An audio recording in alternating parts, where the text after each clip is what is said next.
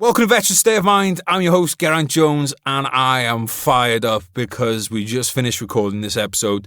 Come back to do the introduction now, and we just did 2 hours, just absolutely flown by. I think we could have just kept going for another couple of hours, but alas, I got to get home and have my fish and chips. So, guys, today's episode, right? We cover everything from talking about.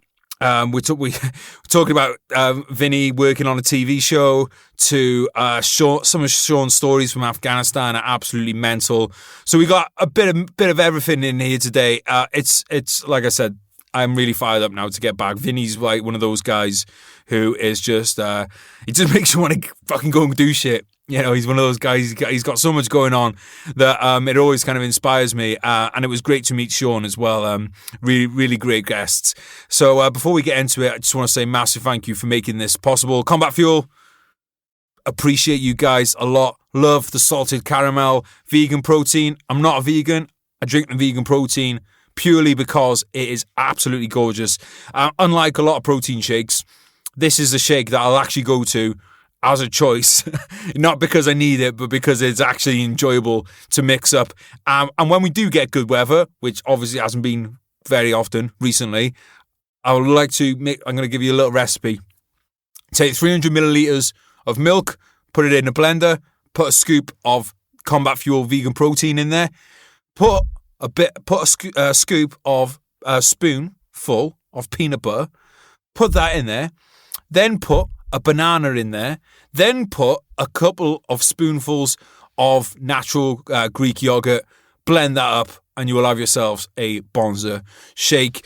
So check out Combat Fuel. They're linked up in the show notes or at Combat Fuel on social media. I also want to say a massive thank you to Zulu Alpha Strap Company. They've been with us for a long time. We really appreciate it, guys. Zulu Alpha Straps, they make Bombers watch straps for alley blokes. I know we've got Americans listening and they're like, gee, what's a Bombers watch strap for an alley bloke? Well, let me tell you, my American friends, Bombers watch straps basically just means a very fine and distinguished looking strap for your watch. If you guys are familiar with Sangin Instruments, who make lovely watches, then Zulu Alpha do a lot with them. They have all they started off, they were just making very good durable straps, you know, which at the end of the day is what a lot of us, if you're in the military, you're working in any kind of manual job, that's what you need on your wrist. But they have since, I would say, they've gone into the fashion world because a picture paints 1,000 words. So go and have a look at Zulu Alpha straps. But what I would say is, they're not just practical, great, durable straps anymore. They are really nice fashion accessories as well. So go and check them out at Zulu Alpha straps, linked up in the show notes. Let's get into the episode, guys, because it is an absolute beast, and I want to get home so I can get into my gym. I was lying about the fish and chips. I'm all about the squats tonight.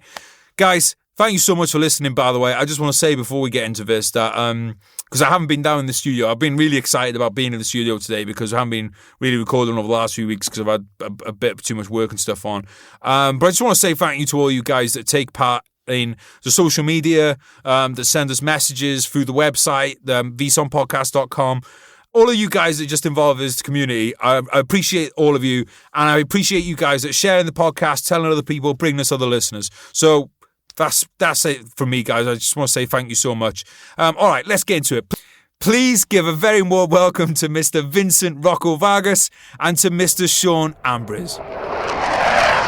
We'll just roll straight into this one. It's good to see you, Vinny, and Sean, it's good to meet you, mate. How you doing? You too, bro. Yeah, good to meet you. We have just been discussing the fact that I have a tactical shirt on. I'm blended into the background. We've got weapons. We've covered a lot of cliche veteran things just straight off the bat, I think. We're doing it's a good effort, right? Vinny, I've told people in the intro we have a separate intro to this. I told people in the intro to go back and listen to the episode we did together before with Scott, so that people get a bit of background on you. But just give us a real kind of like 50,000 foot kind of Vinny Vargas life. Yeah, grew up in Los Angeles, California, played baseball all the way up through college. When that didn't work out, I had a daughter and life was looking weird. So I decided to join the military. I went in as a Ranger, 3 combat deployments. Fast forward, stayed in the reserves. I'm medically retiring now, but I did law enforcement for a while until I transitioned into acting. And now I'm one of the major actors on a television show called Mayans MC. and just trying to continue to be out there to support veterans and veteran advocacy and just going out there trying to create fucking magic, bro. So you had the season finale last night, right? Yeah, it was 2 nights ago, but last night was where they saw it on Hulu. Okay. But yeah, man. So when did you film that then? Because obviously, I mean, I have a toe in the TV stuff as well, and I know COVID is just, well, as it has for most things, totally fucked it up. So how did that go? Yeah. We just finished filming, man, maybe 2 months ago. Okay. So everything, you film it and then they send it off to post-production, which is where they do all the editing, the music, everything else. Mm-hmm. And so for about the past 2 months, I've been home in Utah and just doing my regular day-to-day job, doing my podcasting and all that jazz. But yeah, they've been doing all the post-production. So I haven't been filming for 2 months, and I don't know if we're going to go back to filming for season 4 for another 6 months. So I'm just chilling out. That's amazing that you've gone 3 seasons already, though, because for most people that don't know, just to get past the pilot stage, the pilot episode is really tough for a TV show, and then to get renewed after your first season is really difficult. So to now be going on to season 4, that's fucking epic, dude. Congratulations. Huge. Yeah. It's a big year. He's smiling. Because obviously we just have audio on this, so like for everyone to know, Vinny's got a brilliantly bright smile going on right now, man. But what was it like? What was it like? I just want to. We're going to bring you in a minute, sure, because I got a feeling once we introduce you, it's going to go off. We're going to go off to Afghanistan. So I just want to get a bit of TV stuff in. What was it like? Well, like being on set. Like, is there still loads of restrictions and stuff going on, or did you have was it the normal kind of atmosphere? Because it's got to be like, I know. Well, I've been on sets myself. It brings you back into that team atmosphere, doesn't it? Yeah. You're always going to have that brotherhood and that camaraderie. You find the guys that you kind of attach with, and you connect with each other, whether it's in your little room or it's at lunch or whatever it is, or even if it's offset. But while you're on set. Because our company is owned by Disney, or our show is, right? So we are under the umbrella of Mickey and Minnie. There's a lot of restrictions, and as we were very fortunate to not have any major incidents, so we can film the whole time. So we got tested every other day. We wear a mask and a face guard before any scene. And then we go to do the rehearsals for the scene. You still wear a mask, and then you take it off, and it's kind of like, now it's game time. The hardest part is like keeping my beard nice, because my beard is getting fucked up from the damn mask. And as an actor, genuinely, it is hard, because me and Coco had some very emotional scenes that we're doing them with a mask on. Yeah. And so it kind of takes away from like the buildup of getting ready for that actual action scene when they turn the cameras on. And so it actually took us probably 2 or 3 runs at the scene before we can get into the vibe, because we didn't have the rehearsal take to kind of use. Right. So definitely different. We did box filming as well, which I think it's called box filming or some shit like that. But instead of having a drawn out season where you come back to the bar scene, if it's a bar scene, just using that as an example, you would actually film every bar scene from the whole season that week. Yeah. And so understanding as an actor, knowing like the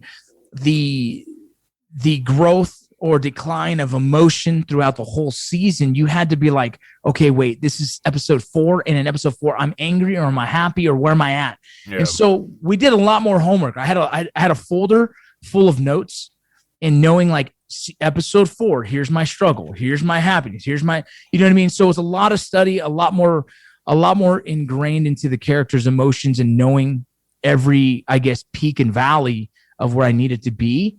And that's more than I've ever done. Like, that's a lot of homework for an actor. It's just so much more than the average thing. So it was a little taxing, man. It was wearing me out a little bit. Yeah, and that's crucial as well, because otherwise you're going to get to, you talk about post-production, you're going to go to the editing room, and it's going to be like, all right, we got Vinny's scene from like episode 4 where he's just like, why the fuck is he smiling? Why is he smiling in every take? And that can like totally take like, yeah, like if those are the only takes that you've got, you can't just go back and just do like, you can't go back and do reshoots or anything. That's what you've got to work with then. And then that could end up with you getting, from your point of view, they could end up cutting your scenes out. Yeah, that's exactly it, man. So you wanted to know where you needed to be, because as an actor, every single opportunity on screen is potentially another resume builder for another show down the road. Mm-hmm. So you want every opportunity to just give your best. And it's like putting that best foot forward every time. And so it made it really hard. But like I said, the way I did it, I had way more notes I had to take, and I had to follow my own little outline. Bro, you know what it reminds me of is especially football, where it's like you might get put in for like 1 or 2 plays. So like if you've got like, let's say you've got like 2 or 3 lines to deliver in an episode, that's kind of like your special teams play, where you're going to go down or something like that. And it's like if you impress, then they're going to be like, right, well, we'll get this guy some more snaps or some more reps or whatever you want to call it. And it's like, if you fuck up, you're probably never going to be seen again. Well, it's funny. That's exactly how it feels like. So my daughter is playing soccer right now, and they put her at goalie, and she just kind of stood there. Like I was like, yo, dude. I said, every chance you play, and I don't care where the fuck it is, be the best. Be the fucking best. And that mentality came from the military, right? A lot of everyone in this room, like, oh, you're going to be a saw gunner. Oh, fuck it. I'll be the best goddamn saw gunner you ever heard. You know what I mean? Like that mindset, it doesn't stop with military. It doesn't stop with just trying to find success. It's your whole life, man. And so I'm always, as an actor, I think credit to why I'm here still, and I might not be next season 4. We don't fucking know, right? I might get killed off. Who knows if it makes sense? Yeah, I mean, for people that don't know, it's a motorcycle gang, so like you could get fucked up pretty easy. Right. It could be episode 1, season 4, and like goodbye, you know. Yeah. But the goal is, I'm always gonna give them the best version of me, and I'm always gonna like throw me the ball, give me the ball, put it in my hands, and I'm gonna do my best with it. And as they see things that people like and love, and they see that energy, they're going to keep giving you the ball, man. And that's what I'm trying to do. In the Mayans, I'm going to try, give me the ball, let me take it to the finish line. And that's my mindset the whole time. And just before we move on, I just want to like cap that point as well, because I think it's such an important one. My advice to anyone listening would be, if someone gives you an opportunity and you don't know how to do it, take that opportunity and then figure it out once you've got the opportunity. Most of the time you'll figure things out, but don't go, you know what? Like I would love to have been. Let's keep it military. If someone's like, right, we need someone to step up and be, like if you're a junior NCO listening, we need someone to step up, be platoon sergeant for a week. Just jump in there. Like you'll figure it out. Yeah. When you're in there, and then you might keep that job. Same as the sports one. You know, it's one of the reasons people don't want to come off the field in sports. It's because if their replacement comes on and plays well, you're not getting back on the fucking field. Yep. So, like, if someone offers you an opportunity, whether it be in work, fucking hell, think romantically. Not that we haven't really had much of a romance life going on in the UK because we've been in lockdown since November, but once people are allowed to date and stuff, if someone offers you out and you're not feeling like, oh, you know what, I haven't been hitting the weights during lockdown, doesn't matter. Take the date. Make it work, but in a perfectly legal and consensual way. Right, Sean. Let's bring the military police in at this point. Let's hear a bit about your background, then, mate. Let's start off with where are you from in America, and just give us a bit about the old kind of growing up stuff. Yeah, I mean, originally from Los Angeles, California, but right now I'm stationed at Fort Leonard Wood, Missouri. Still active duty. Yeah, I really don't have a crazy life story like Rocco. Rocco is like fucking being special operations, Ranger is not good enough. He's got to fucking do it all. He's got to he's like that Navy SEAL astronaut doctor guy. He's got to hit all these lifetime achievements, and I'm just like this average fucking dude from LA. So no, I pretty quiet childhood, man. Nothing too crazy. Brother, sister, no kids, wife for 10 years. I mean, I'm just kind of going day by day, because I still got 6.5, 7 years left in military service. So, but I met Rocco probably over a year ago, and really connected because we had kind of like the same vision towards helping veterans. Obviously he could do more being out of service. I can only do so much, but I try to help him out wherever I can. And we try to connect on different things and just kind of bullshit and stuff like that. But yeah, we have this. He also wrote a book. Yeah. We'll come on to the book. I want to know a bit more about LA, because I always find, because the people listening, just so you know, when you just said, "Oh, I was born in LA," everyone's picturing Malibu or Beverly Hills. Yeah, right? Yeah. Or the so that's what. So like, yeah. So that's what people. You're homeless. They're one of those. So whereabouts? Where in kind of LA were you from? Like the Redondo Beach, Torrance area. It's like 20 minutes south of downtown LA. It's pretty sheltered, quiet neighborhood, but if you go 10 blocks east, you're in Compton. It's just the way that the city's kind of built. It's, some parts are amazing, beautiful, nice, and other parts like I couldn't wear this color, going down a certain. Well, yeah, both. So, but I was very sheltered. I had a very quiet. I didn't live in that part. I only had to go to that part unless I had to. So for the most part, I had pretty easy childhood. Yeah, that's something I learned, mate, when I first started going to LA. And, like anywhere, I had a GPS, but you don't listen to it. It's a woman's voice. I thought I knew better. And one minute you could be in this really nice kind of area, and the next minute you're like, I'm fearing for my life here. Like this is some dodgy place. And that's the crazy thing about, I mean, you get it in places like London and stuff, sure, but in LA, I think it's because you've got these big, almost like, well, essentially you do have, like, so for people listening, like, if you imagine a motorway going straight through the middle of the city, that's kind of like LA. Well, LA is like, it's got a few motorways that come off. When you come off if you come off like one junction too early on an off ramp, as you call it, you come off one too early, you could be in a totally different neighborhood to where you were planning on going. Oh yeah. What's LA? Stay on LA for a sec, dude, because I haven't been there for a year and a half now, which is the longest, or not a year and a half, so a year and a bit, which is the longest I've not been there for a while. And I've heard a lot of wild things about LA. I've heard it's become a bit of a kind of like a zombie apocalypse in a lot of ways. Is that true to say, or is that hyped? I mean, I've been in the military for 13 years, so I really haven't lived in LA since I left home. I've gone back and visited, obviously, family, but even then, yeah, it's gotten bad because everyone in my family's moved. My wife's family, they're just moving to Texas. My dad moved to Arizona. My mom moved to Virginia. It's just too expensive. The rules are too crazy. It's too overcrowded, they don't get paid enough to live there. So everyone but my grandma lives there. And even she's like, yeah, we just don't go out because all the rules, the COVID rules and stuff like that. Yeah, and some of the streets that I used to hang out at, like one of the first places I ever rode my bike to, like an ice cream shop, is now completely infested with, and I say infested with the homeless. It's like they just took it over. And so if I was still living there and I had my kids, they wouldn't be able to ride their bikes and do the same thing and have the same memories I did, because now they would have to go around a whole homeless camp.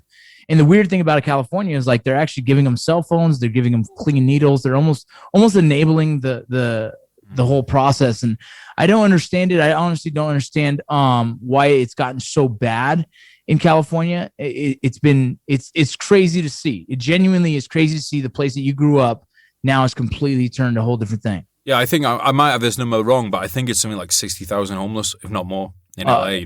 If not more. Nuts. Yeah, if not more. And like, I can understand the thinking behind it to begin with. I can understand how at first it might have seemed like, well, you know what, like, we haven't tried this before. Why don't we try being more lenient? Why don't we try giving clean needles? I can understand where that came from, but I don't know how anyone can look at the current situation and just go, right, that's not working. Yeah. Yeah. And then with the COVID stuff on top of it, with so many people losing their jobs, losing their houses, all that kind of thing as well, then that's just, that just adds a whole nother kind of layer to it. And I love California, and, who knows, maybe I might live there one day, but I found it very kind of like, because I was over there, I caught the tail end of COVID over there, and it seemed crazy to me that, like, there was a beach, it was down in San Clemente, so just right at the bottom of Orange County. There's this big fucking beach, a couple of 100 yards down the road, that you get arrested to if you go and walk on it. And I thought, imagine like handing over almost half of your paycheck in taxes to a government, and then they tell you, like, okay, you're an adult, we're going to take half your taxes, but we don't trust you to walk down to this big ass beach and not like lick somebody's fucking bumhole and catch COVID. Like, that was just, I just couldn't get my head around what I was hearing there. I thought that to me, it's like, if you want to take the tax and all that stuff, okay, fine, but then just treat me like an adult. Like, trust me to be able to go to the beach without licking people. It's just absolutely bananas, dude. Like, Vinny, like, when you were on set and stuff, I mean, it sounds like you had a lot going on through your head and everything with the show, but it was that. Did you have any moments where where it was kind of like, because you've been in the military, right? So you've had high bullshit levels before. Did it almost feel like you were kind of back into that? Yeah, it gets like that. Think of it this way, man. We're actors, right? The actors, genuinely, do we work a lot? Yes, but we probably work the least of anyone else on set. And so for like all the, you know what I mean? Like, we work a lot, but not. So explain that to people then. Explain what else is kind of going on there. As an actor, like, you show up to set and your trailer's already there. There's already people working. The crew is already getting things prepared, and the food is already being cooked. I show up, I go to my makeup trailer, you know what I mean? I go to my haircut trailer, and I go back to my room and I put on my outfit, and they say, all right, we need you in 10 minutes. all those people got their hours before I did. And then I go and do my scene, and it could still be a 12, 13, 14-hour day. And as I'm getting changed out of my outfit, I'm getting ready to go to my car, there's still people sitting behind and closing up shop, right? Or finishing another scene or whatnot. And so that's always in our heads. And we had to come to that, like, hey, guys, it's more than us. It's the people that show up before us and leave after us. And that's why we had to really abide by these, whatever standards they want us to do. I respect everyone else on set. We all have to go home. We all want to pay our bills. We all have families. And so as much as some of the stuff was like, you go hug your buddy, like I go hug Coco, right? And they say, hey, COVID. And you're like, fuck off, right? But in the same time, you're like, got it. I'll go to my room. We can hug it out in there. Yeah, but it's this thing where you respect these stupid rules that they put into place when, like, the next minute I'm going to have my mask off and I'll be freaking close to his face, yelling at him and spitting in his eye pretty much. Yeah. But I'll play the game because in the end of the day, I'd hate to be the guy that jeopardizes someone else's livelihood. And so you just kind of play the game. Same in the military, man. You just hurry up and wait. That's what I say to people. Like, if anyone ever wanted to look into what being in the military is like, this last year is basically it. Yeah. It's like, you're like, don't expect things to make sense. They're not going to, but you got to live with it and you got to put up with it. I mean, this is like, I feel like everyone's been like kind of gated inside a giant like global camp for like the last, kind of year or so. So Sean, how did you, like, what was it that drew you towards the military? Was it like family connections or the college thing or what? No, so my grandpa served in Korea, but other than that, I didn't really have like a rich military background. My uncle was a SWAT officer in the Inland Empire, but I kind of always wanted to serve. I was playing soldier in the backyard, my cousins growing up, typical boy stuff. But I kind of joined for the most immature decision you can make. I joined it over a girl, my high school sweetheart. That's never happened before. Yeah. Someone joined the army for a girl. Yeah, she was a year ahead of me, and she was like acting like, "What's your 5-year plan?" And I'm like, "I just graduated. I don't have a fucking 5-day plan."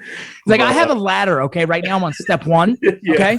Yeah. So I was like, I think the Army's handing out 5-year plans, and so I did a 5-year. I surprised her. Did a 5-year contract. Got that free T-shirt, because who doesn't want a free T-shirt? You know what I'm saying? We all do. Yeah, I want one of those. We'll talk about Beteran later. I want one of those free T-shirts. Hint, hint.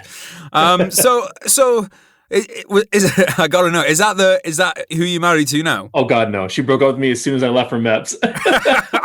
I shouldn't laugh, but it's kind of funny. Yeah, that's the usual ending to that story. Yes, which is an international one. All right, Sean. Let me ask you then. Do you think, because you're saying that you didn't really have people in the military around you, but you were always playing soldiers and stuff.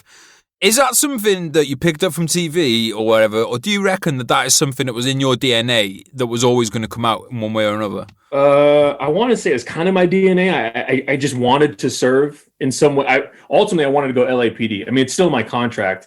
They had this thing when the war was getting hot to get people to join. Essentially, I could get out today. I can't, but if I wanted to, essentially I have like a guaranteed interview with LAPD. I bypass the first, like, I guess, phase or whatever. And I go talk to somebody, and I go through the whole interview process, the polygraph and all that stuff. So okay. It used to be called like the PAYS program or something. So I always wanted to serve my community, whether it's local or international, but yeah, the military, it's always kind of drew me. And I think, watching movies, growing up watching Saving Private Ryan when it first came out when I was younger and things like that, just, it's what I wanted to do. How old are you? 32. I was probably 13 when Saving Private Ryan came out. Saving Private Ryan. I'm like, man, I think I was in high school. It was 98. Yeah. Vinny's like, I served with those guys. That's my Ranger battalion. That's me. Dude, isn't it crazy though that there's some people in there, myself included, that watch that opening scene in Saving Private Ryan and you're like, this looks like a job for me. I'm up for this. Bro, it really came down to like, I don't want to miss that. Like, I don't want to die doing that, but I don't want to miss that either, because that right there is fucking badass. And what's funny is that movie, people who don't appreciate that movie, you have to, because that opening scene of them storming the beach, to me, is one of the most emotional things. And then to sit back and like, this is just the movie. this ain't real. Reality would have been 20 times worse than this. These are just like little glimpses of the truth that might have happened, and people that say they tell their story from reaccounts. But if you caught that live, it would destroy people to know like what that was, that sacrifice they made, and the fear that was in the hearts of these guys. Like, oh fuck, here we go, and I don't know, which makes me even more so respect and love what they did. Dude, we've had a couple of D-Day veterans on the podcast, which has been fucking amazing. And because one of the things I'm always thinking is like, because you're in the cinema, you've got the noise, you've got the screen in front of you, but obviously the real event would be like, it's a 360. And it's every sense. Like the sky was full of planes and shells, and like, everywhere you looked in the channel was just like, when I worked on the ships doing this piracy security, sometimes you'd go to a port and there'd be like maybe like 100 ships anchored up, and you're looking around and you're like, wow, this is like a really impressive feat of like human kind of engineering and ingenuity and everything. But just like with like fighting aside, just to have seen that many planes in the sky and that many ships in the sea would be overwhelming. And then you've got the combat on top of it. Like, fuck. Yeah, scary as hell. Something that none of us ever had to deal with. Like, our war was different. You know what I mean? Our time is different. Our weapons are different, right? Our approaches to it are different, right? And then to think about that, like, I think the balls, someone just to step off that fucking boat, dog, the balls of them is insane. Because I think me personally right now, if I had to say, I'd be like, nah, I'm good, dog. Well, you got kids now, though. I guarantee Vinny 10 years ago would have been like, yeah, put me on there. Yeah, 10 years ago, you would have volunteered to do it. I think it's not the getting off that I think is impressive. It's the getting on it when you're in Britain. Because it'd be some people just like clinging on to like the fucking dock. Because once you're off the other end, it's like you got to fucking move at that point. Yeah. But like getting on there. But yeah, it's nuts because a lot of those guys, we talk about, just to say that then, like, were you born with a DNA to be a soldier and stuff? A lot of those guys were just going through their life, just doing what they were doing, being a bank account manager or, being a teacher, like the guy in Saving Private Ryan. And then it's like, right, this giant world war's gone. Now you're going to go and be a ranger captain. Oh yeah, it's just pick them up and go like, here you go. You're going to go here. You're going to war now. But doesn't that make you think that there's like, because I do genuinely believe that a certain amount of people are born to be more predisposed towards competition and the warrior lifestyle, be that MMA or the military or whatever. But it does make me think that inside everybody there is a bit of soldier that can be kind of like, brought out a certain, like to different degrees. But I think it's within everyone to do a certain amount of it. What do you think on that? You pretty much hit it on the head. I think if you have an interest in the military, you're kind of bred for it. You walked into it, regardless if you knew the full capacity of what it all meant. But I think it's the certain events that happen in our life, whether that be combat or whatever, or doing things like special operations that unlock these, I don't know what you would call it. I just unlock these things that you didn't know that you had in you, this kind of warrior spirit. And that was kind of like always bred into me because I'm Native American. So like my grandma always kind of like talked the warrior spirit. It's like a very real thing in the family. So it's crazy to me to think that sometimes you don't know if you have it. And I say this, Sean, I'll say this, you guys, we all know, like in combat, like we could all walk through the motions of putting on the boots and getting through basic training and getting through all this. But then the moment of like actual live fire action and you're sitting there like, oh, I probably could get shot in the face. Some people turn it on, some people turn it off. Right? Some people have it. And you don't know that until you're there, right? You don't know that. Like it's the same guys that show up to special operations selections and you look and you're like, man, this guy's a fucking badass. And then whatever it is, all of a sudden they quit. You're like, they might have had it in them to serve, but they didn't have it in them to fucking get punished. You know what I mean? Like, and I still, there's a quit button in me. I think there's a quit button in everyone. I just haven't had it yet, right? Like it hasn't been switched. It wasn't enough yet. It was always like, this is a game and I'm going to keep beating these fuckers, right? So like I'm laughing at all the fucking punishment. And I've done it in the special operations training for the prison system, done special operations training for the border patrol. But by the time I got to the border patrol doing that selection, it was just as fucking miserable. I remember being old enough to understand like, oh, I've been here before and everyone here looks badass as fuck. And at some point, 90% of these bitches will quit. You know what I mean? And so it's this, And that goes as we all have the heart to serve, but very few have that other level that's willing to take the fight to the enemy, right? And that's a different thing. Like it's just a thing that you'll never know until you get put in that. I mean, Sean, I'm saying this also because it's kind of the caveat to what Sean has done in his career. Some people show up and bring the fight to the enemy because it's just what you have to do. You know what I mean? And some guys don't have that. I've seen Army Rangers completely shut down because you're like, oh yeah, no, I'm good at everything else, but wait, I might die. Hold on. So how much, like, did you see that in your career then, Vinny? Like people, even after they'd gone through the hard, like the next level Ranger training and stuff, did you see people when it came to real fucking shit, fighting time? Yeah. That they just kind of boom, that was it. They were locked. We had a kid that actually, in won't mention his name, whatever. It's no disrespect. Everyone handles everything slightly different, but we kind of got into a small little shootout issue, and it was, one of those things in Mosul during a day mission, and they backed into the vehicle that was to the left of us. The vehicle was an IED that didn't go off, right?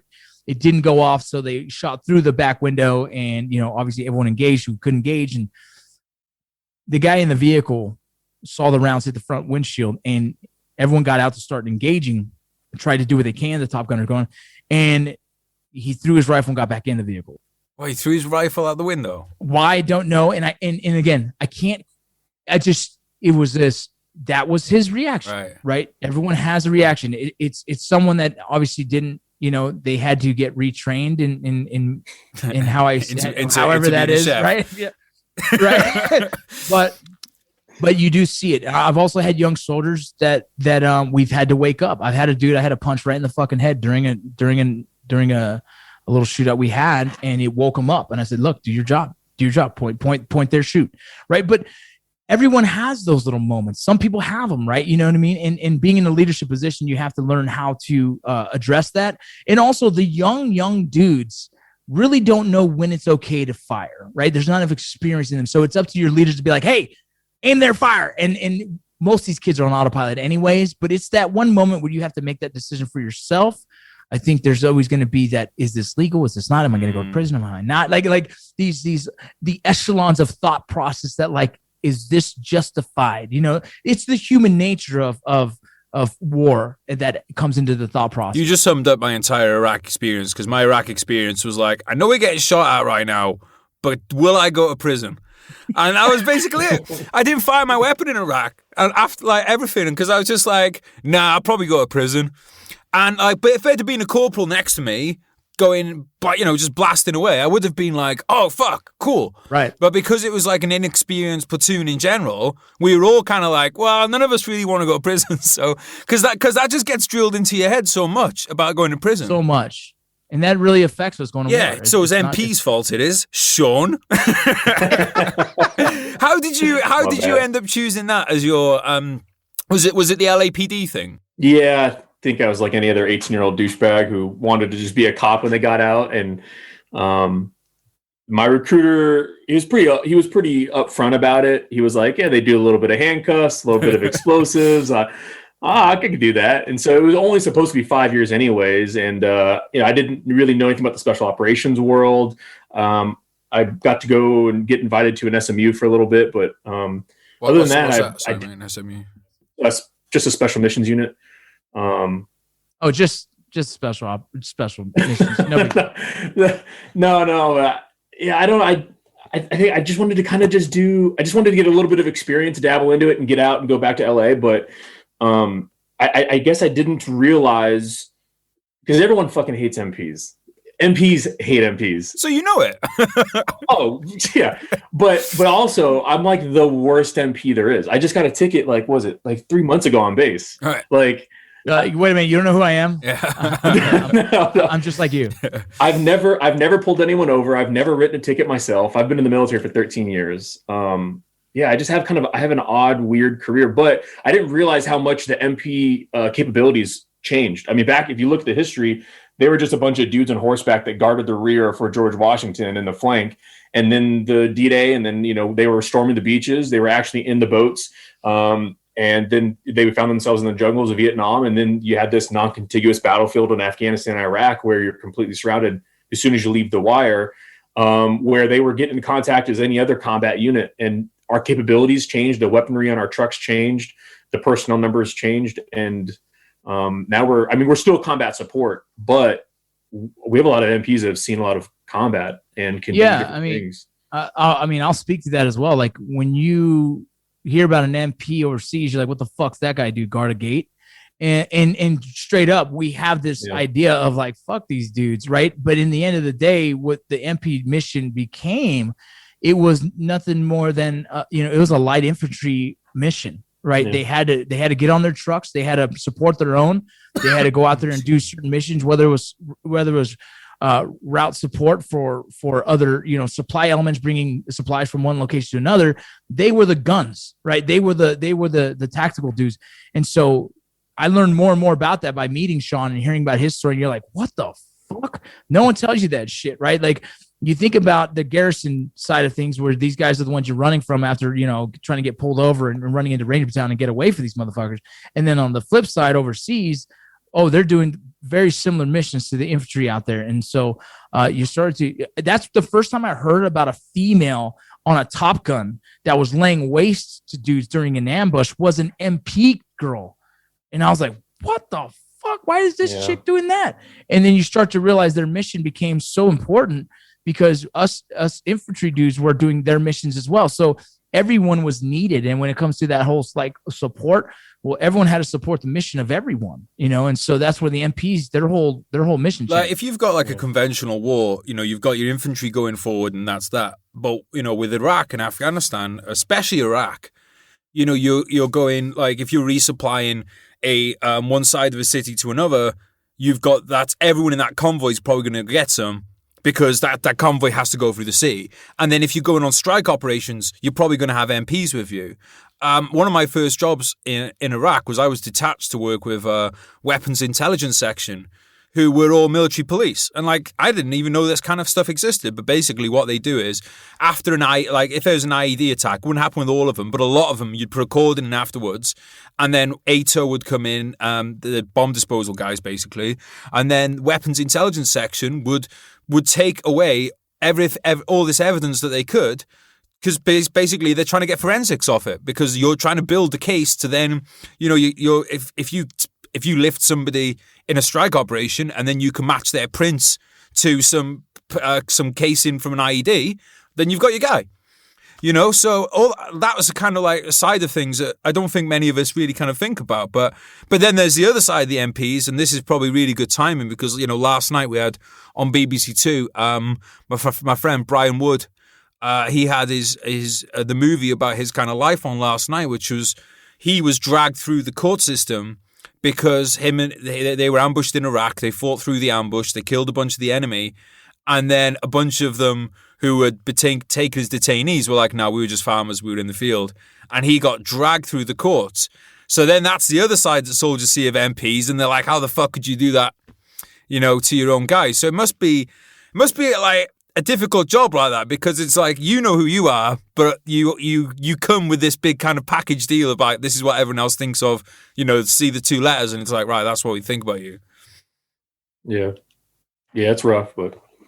Yeah, I mean, MPs, that, like I said, they evolved. I saw in Afghanistan, I'd never been to Iraq, but Afghanistan, when those rules changed as far as the counterinsurgency, we had to do everything jointly with the Afghan police and Afghan army. And MPs were finding themselves air assaulting into the mountains with the infantry because they had to do it with the Afghan police. And then you come home, you do all these cool guy missions, and then you're standing at a gate, and then people are like, fuck you. I'm like, everyone's standing at a gate now, mate. Like, yeah. Before we go in, because I made a little note here because this is Sean. You are the first Native American that we've had on the show, so congratulations. We're getting our minority numbers ticking up nicely whenever we have. We're taking a few minorities here. But I want to know more about this Native American thing. So obviously, most of our listeners are British. Can you tell us about what it kind of means to be a Native American in the U.S. military? And one of the questions I have for you is like, given that it is a heavy like kind of warrior culture, it's always kind of surprised me that there's not like loads of Native Americans in the U.S. military. So can you just talk a bit more about that? Yeah, I mean, so I wasn't from the reservation, so it's not like I grew up on the res and dealt with a lot of like what the Native American community deals with. I mean, because a lot of them still get shit on pretty bad.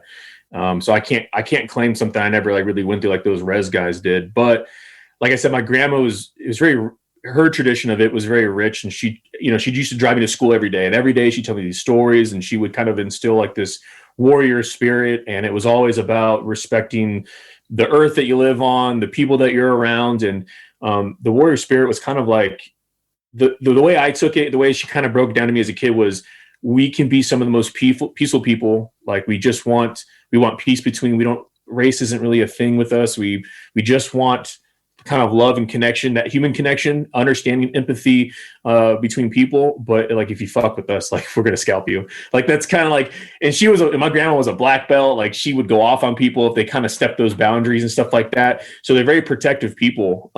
And so, yeah, when it came time for me to serve, race was never a thing. When I meet people that I serve with, I don't care what country, what color skin they're from, or whatever. It's like this connection, this weird connection based on kind of like how she kind of instilled it, was like, I'm going to die for you. I'll do whatever you need me to do. I don't care how much I know or don't know you. So yeah, it's kind of a weird, it shouldn't be weird. It should be how all humans interact. Yeah, exactly.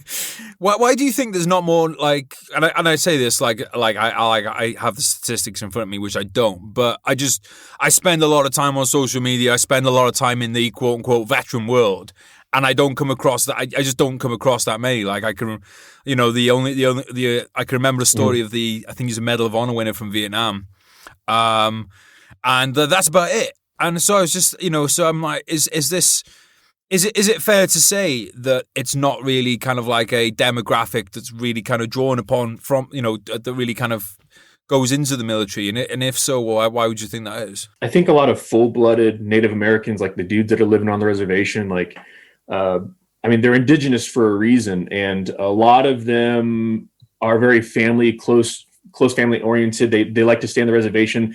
They like to run family businesses. It's still very local on those reservations. They try to support that and not leave that. Not that they don't want to serve, because quite a bit of them still do. I mean, if you look at the history of, like, because I'm Navajo, so if you look at the Navajo Nation itself, the most famous story was in World War II, right, in the Pacific, where they used them as the wind talkers, or the movie with Nicolas Cage. Yeah. So, but I think that a lot of the Native Americans that serve are kind of like me, kind of mixed. My mom is Polish, but my dad's Native American, so you just don't hear about it as much. But I talk about it in the book a little bit as well, like just the history of it. Like if you look at every single aviation aircraft that we have is named after a Native American tribe.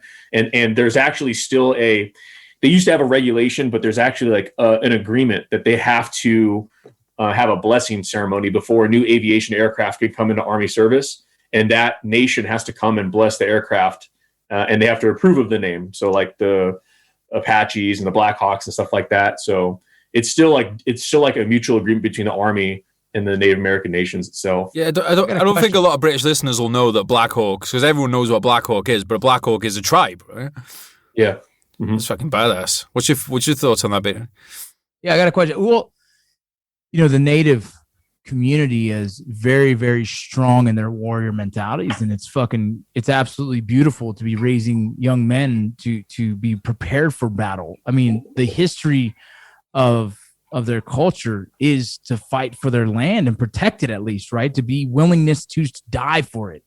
And my question was for Sean, have you ever participated in any kind of sweat lodge? And I asked that because there's a reason why. Have you ever done any sweat lodge before? Is that part of the Navajo culture at all? Or is that what is this? I haven't.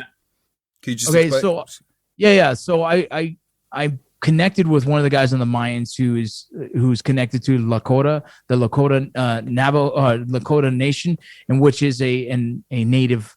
I'm not sure how it's classified, but the tribe of Lakota does sweat lodging, and sweat lodging is a form of healing and prayer. And so you have it's not a teepee, it's a kind of a dome, if you will. And you line everyone up, they go inside, you just have pretty much swim trunks on. And they go through a lot of native prayer, like traditional native prayer. And every round, it's 4 rounds. And every round they put 7 hot stones that have been cooking in fire in the center, and they steam it. And they bless it with several different things. And then they go through a prayer. And that prayer could last 30 minutes. And I'm talking 30 minutes of pure fucking intense sauna. I'm talking so intense where you feel like your skin's going to rip off. And the leader is telling you, like, it's in your head, right? Like, very little English is being spoken in there. It's a lot of music. It's a lot of drums. You can't see your hand in front of your face. But after the first round, the second round, the third round, fourth round, it's getting so intense that you really you can hallucinate. You can see things. You feel things. You actually, like, it's a challenge to not, like, my face is on the fucking dirt and trying to put mud on my eyes. Like, please don't burn my fucking skin off. But the experience of that is powerful. And I've been through multiple different ones already. And I've been to one with all veterans who've seen combat. And it was a really beautiful experience of a form of healing that is presented to warriors after combat. And, every culture and every tribe has their own version of that, of bringing in the warrior and allowing them to wash away their sins of combat. And it's this really kind of cool thing that I think we don't do as American warfighters. You probably don't do it in the British side of either, where they're proud of their men and women who served, and then you give them the opportunity to, like, okay, wash away that past. Let's move forward. It's almost an appreciative kind of like you walk through those doors and it's all forgiven, and it kind of to me is this very important thing that our culture forgets and misses. And instead we bring them back and let's get drunk. You know what I mean? Well, dude, it's funny you should say that, because people are going to think I'm making a joke here. I'm not. I'm being dead serious. As you were talking about that, dark rooms, sweaty drums, I was thinking, this sounds a lot like a techno club. Like, and I think that there's something, and there's, I know I have, and a lot of other people, you kind of do flock to that experience of being in there with you, touching other people that you don't know, and there's sweat all over you, and well, you're hallucinating because you've probably done a big bumper cat, but the fact is that it's the drums, and it's everyone in there together on that same beat. And the thing is about drums, I've been told this, I don't know if it's true or not, I'm just going to say that it is. The reason that we respond to drums and stuff is because when you're a baby and you're in your mum, you hear the boom, boom, boom of the heartbeat. And that is that kind of in it, so it grounds us and it brings us back to our, like, kind of those very safe days and our primal, that kind of like our primitive nature. And I think there's a lot to be said for that stuff, right? Like you said, in the Western militaries, we're just like, well, just come back, get drunk, well, and that's it. But that's not like, people would look at the experience of, say, taking some kind of like hallucinogenic or something with other people, or making yourself go to a hallucinating state, because at the end of the day, they both give you the same outcome. They're just both different ways of getting there. You can get there by staying awake for 5 days, or you can get there by take a certain kind of mushroom or something. But they're both taking you to that place. And we don't have that. Here we have the get drunk, throw up on your friend, pass out, wake up covered in piss, and that's your decompression from tour. And they're not the same things, even though people on the outside might go, well, they are the same thing. But there's some real, I think, subtle differences. You reckon? Yeah, I agree. I think that's why I think, look at the native cultures, they've done really well with being at war for so many years, right? You know what I mean? I think there's something to be said about the culture around them, accepting it and knowing there needs to be healing from that, and then starting them fresh.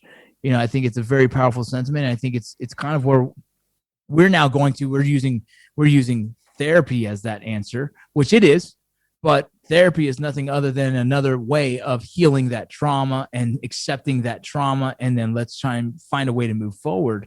I think that I don't know how it turned into that when it could have just easily been a cool ceremony that the military did for us. But dude's intent. Yeah. But it sounds fucking. It sounds. I bet everyone listening, it's a veterans. Like, I would have been down for that. Sounds fucking dope. Sounds dope. So I did it with a Marine vet who had some struggles with post-traumatic stress overseas, and whatever his story was, you're in there in prayer, and at one point they ask you, they go around the room and they say, who do you want to pray for? What do you want to pray about? You know, and when it was his time, and I'm telling you can't see nobody, so it's almost a safe space. Fuck yeah. And he fucking said, I'm praying for myself.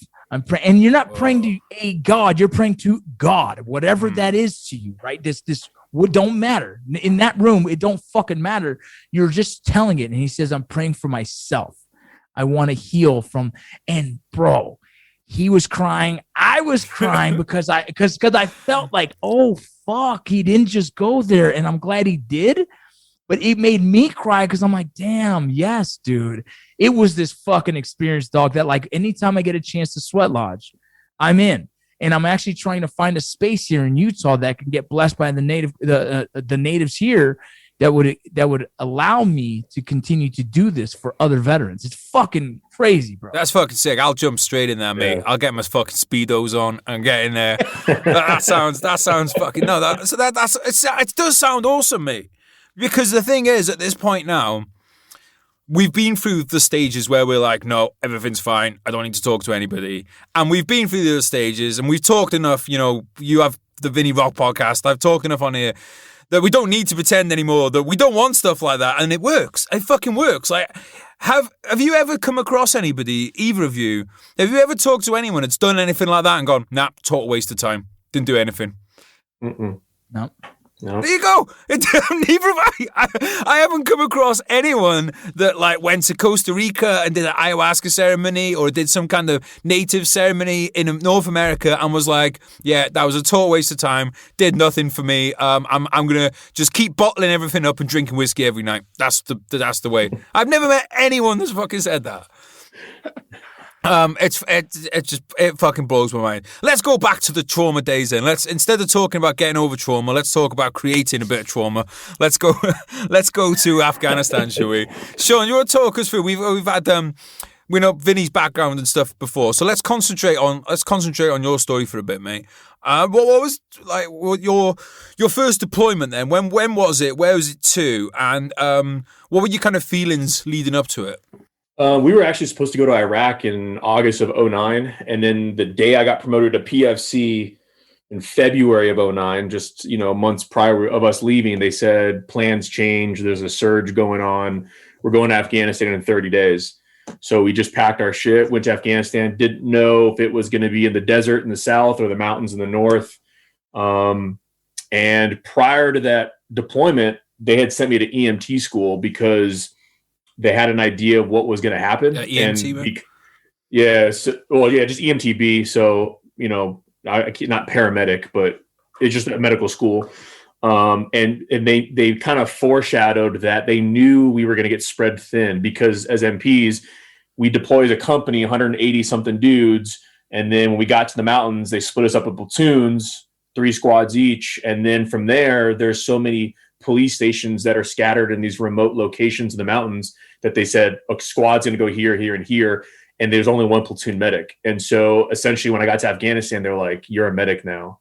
So I grabbed an aid bag. I worked in the aid station. I would go out on mission as the medic, but I would be a MP. I would still pull security, train the police, go on patrols. And then I would come back from mission. I'd work shifts in the aid station. And we were a role 2 for the entire northeastern part of Afghanistan at Fort Bostic. So we had every casualty in the northeastern part come to us before we packaged them up and sent them to Bagram. So we were getting mass casualties all the time. We were 6 miles south of, I was in the unit with Romache, 361 Cav. And so where Cop Keating got overran, that whole northern part was all of ours as well. 10th Mountain 4th ID, we're doing operations that I shouldn't say got General McChrystal fired, but there were a lot of major operations going where Americans had never been before, no coalition forces.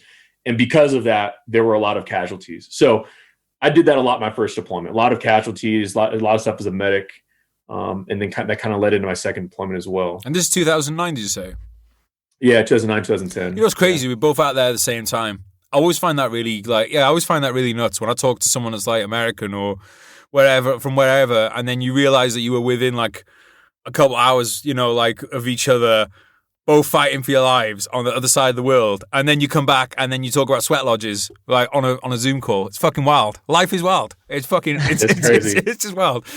Hey Sean, let me ask Sean a question real quick. Have you heard of the mission of Wanat? Yeah, that's wasn't that the same area? Very similar area. Right? So Bostic, Route California. So it was Wanat was a year before me. That was the most deadliest battle in the war. Dude, that's a depressing one. Dudes were 2 weeks from going home. Yep. And they got overran. And then the dude, was it Ryan Pitts, got the Medal of Honor, he was throwing rocks at the Taliban to keep him back. Fuck. I actually am working with a couple guys who wrote the screenplay for that, and I've been reading it. And it's weird, man, to be part of the military, to be a guy who's been to Afghanistan and all that, and not hear much about a mission. It doesn't happen often. And my buddy was like, "Hey, dude, you heard about Wanat?" I'm like, "I've heard about it, but don't know a lot." Crazy. I started reading it, and I was like, "What the fuck?" That's one of those ones where, like, look, we have stories about Clint Romeshay. We have stories about, the guys. A lot of the 173rd got hit hard, and 173rd is our Italy unit out there. They were one of the last ones to do a 15-month deployment. They were they got handed to them, and they fucking seen, they have more Medal of Honors than any other unit right now. I'm not sure. That brigade is the most decorated brigade. Yeah, bro, can you believe that shit? That it's insane. It's just to show they were in a good place because it's Italy, but they were in a bad place because we can deploy them fast as a United States force. And so they got sent overseas, and their units are getting hit. I mean, Restrepo, that's them. You got it's just insane how many awards they have because of what they did. And Wanat is another one of those. And it's actually, like you said, it's the deadliest battle. Sal Junta was part of it. And he was the very first living Medal of Honor. Junta was the other one. Yep. Junta was the other one at 173rd. Yeah. If there's one thing I've learned about the military and politicians, it's that if a battle goes badly, you're probably not going to hear about it. Oh yeah. They're gonna try and bury that. I did a book called No Way Out. I worked on privileged to work on it with a guy called Major Adam Jowett, who was the OC of the company, and they were in danger of being overrun every fucking day. And at the end of the deployment, he put all his citations in. And this is the difference, I think, between Americans and British. He put his citations in, and they were like, "No, we don't want to bring any attention to that whatsoever." And not one of them didn't get one award for a company that was basically in continuous contact for months, every day, danger of being overrun. They were just throwing grenades back and forth at each other. Like they had Taliban on the other side of the wall. That's basically what it was. That close for months. And then at the end of the tour, they were like, "No, we're just gonna get the rug, put this one under the rug." And I think that's one thing I will say for Americans I appreciate is that even in these situations where there has been overrun, or you mentioned that one is that one they made a movie out of it, the Outpost. Yeah, and you've got, because you look at that and you're like, Jesus Christ, like you set these guys up to fail. Yeah. But at least that they were then awarded what they were duly awarded because that could have quite easily just been swept under the rug. No, I think it's important for us to tell the stories. And if it's not for the ones who lived, it's for the ones who died. Continue to idolize these men who were handed a shit fucking sandwich, dog. Yeah. You know what I'm saying? And they did the best they could with that shit. That eats me alive daily. And you know what?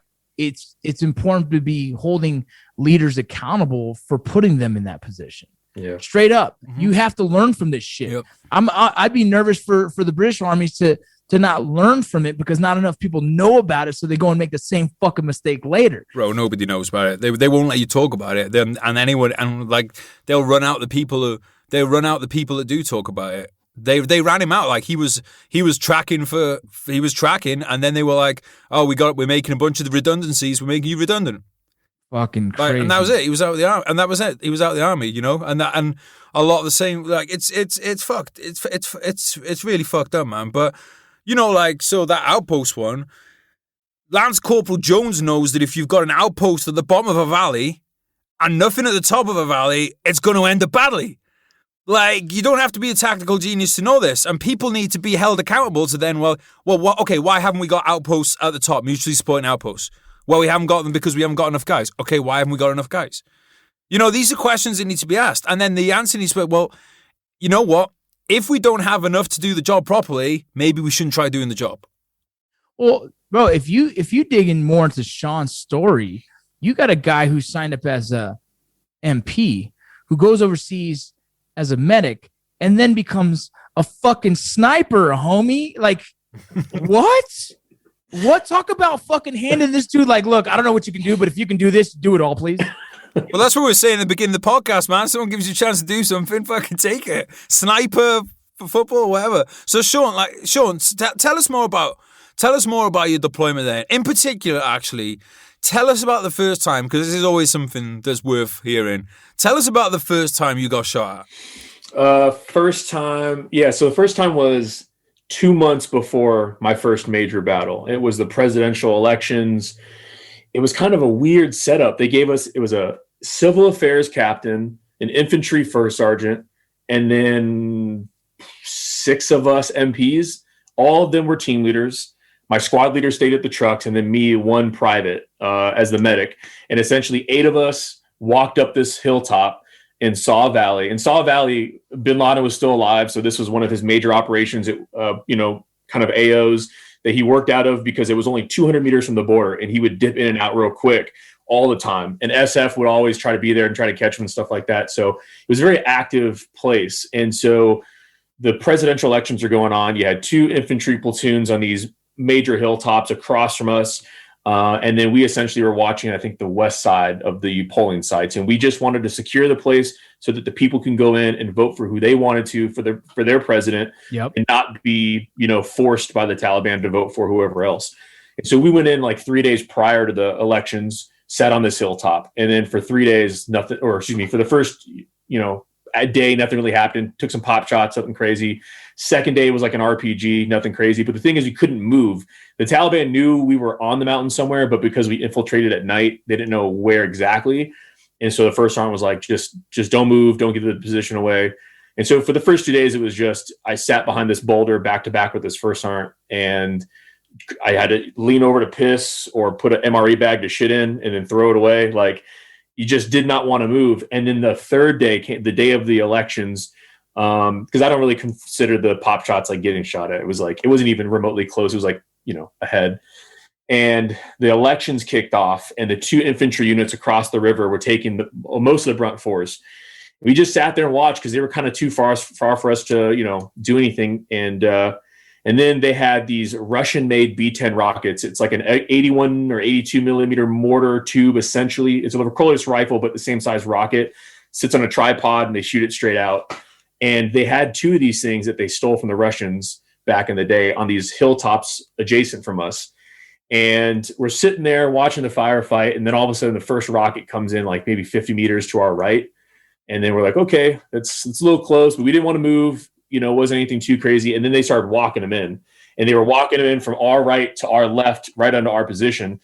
And the third one hit, and it looked like it hit right on top of our machine gun position that was facing the north, which had my boy Patsky and Sergeant Michigan.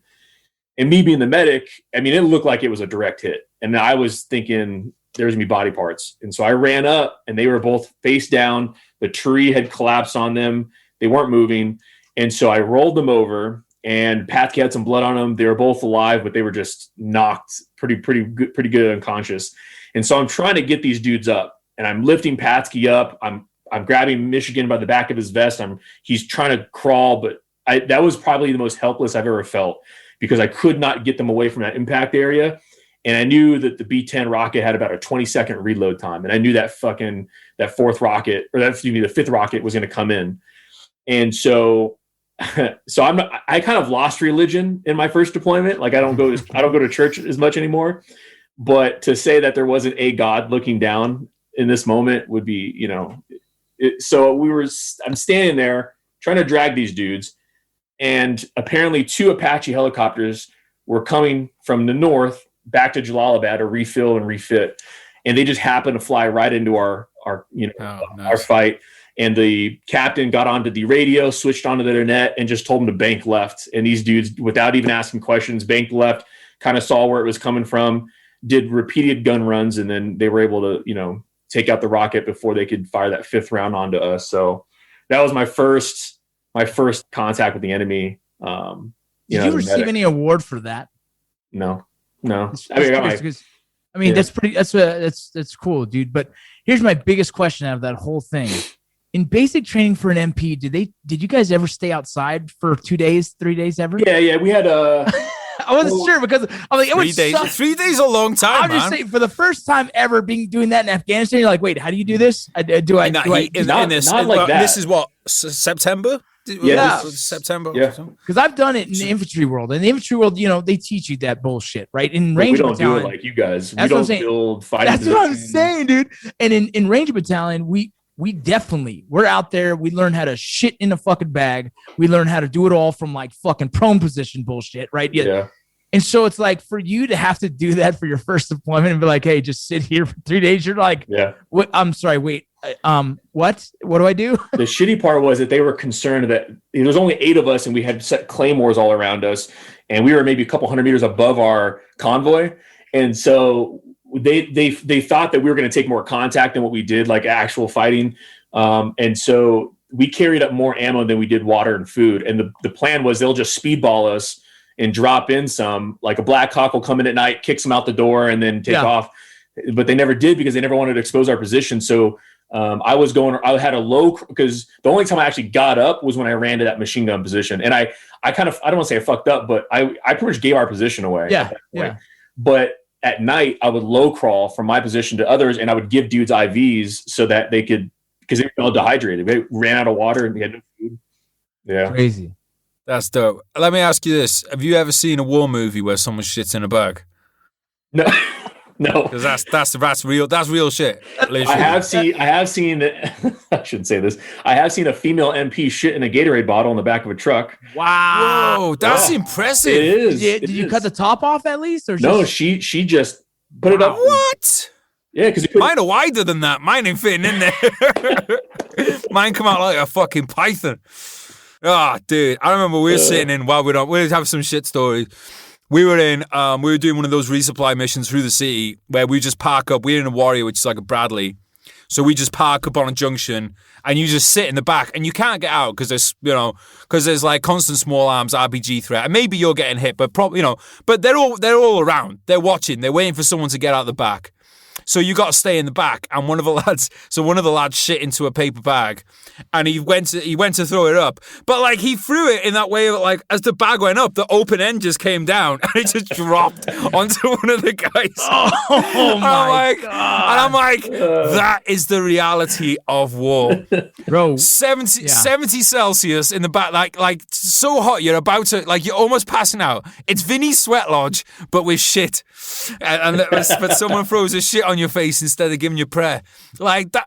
Oh man, bro, we done one where you're going house to house, whatever it would be called in Mosul, right? So there's some developed properties, and as you run for one, you run to another, and all of a sudden someone has contact like 2 doors down, and you're like, fuck, let's go. And we start running, and you go through the alleyway and go right into waist high of fucking shit. And you're like, motherfucker. And so you get into you get into the striker, and everyone's like, who did it? Who stepped in shit? Like, yeah, we slept in it pretty much. Yeah, Iraq. Both places had high shit dangers, but in different ways. Like Iraq, you were more in danger of going into like a ditch filled with like liquid shit and stuff. Whereas Afghanistan, the locals go and shit in fields and stuff. I don't know what they eat, man, but the size of some of those logs, people would be like, you'd be pulling security and you'd be taking turns to go and look, because people would be like, whoa, come see this one. And you go over and guys are like, whoa, like, look at the size of this. It was impressive. Sean, did you ever go into a compound or something out there and they had like a shit room where they were just using to just shit on the floor? Did you ever go? Yeah, did you ever see one of those? Police stations had that. And it was fucking. Oh, mate. It was gross. Yeah. Tell the listeners a little bit about what one of those places is like then, because again, this is something that people need to know. I don't even know how they do it. No one ever actually explained to me how I squat properly, and I know they squat, but it's this nice tiled. When it was installed, it was a nice tiled floor with a hole in it. And, yeah, it's just a circle. But it's like they don't have aim, and they just shit projectile every single time. It's everywhere. It's disgusting. And then they just take a bucket of water, and then they get it on one try, and it's gross. Because we went into these compounds where there wasn't even a hole in the floor. But they just go in and shit there. Clearly, because this room, which is a decent sized room, was wall to wall. I saw it as well in so one of the jobs I had in Iraq was to go up to we take the MIT teams, the transition teams, to go and look at the Iraqi camps that the American taxpayer had paid for these camps, and they'd installed showers, and you go and look at the shower block, and just one end to the other to the shower block was shit, because I'm like. One, like you've got to be like Tom Cruise on Mission Impossible, like stepping over different shits and ducking under other shits, and then balancing and taking one in there. How do you do that when you were in a room just filled with literally hundreds of other shits? Why would you not think to clean it up? It doesn't make any sense.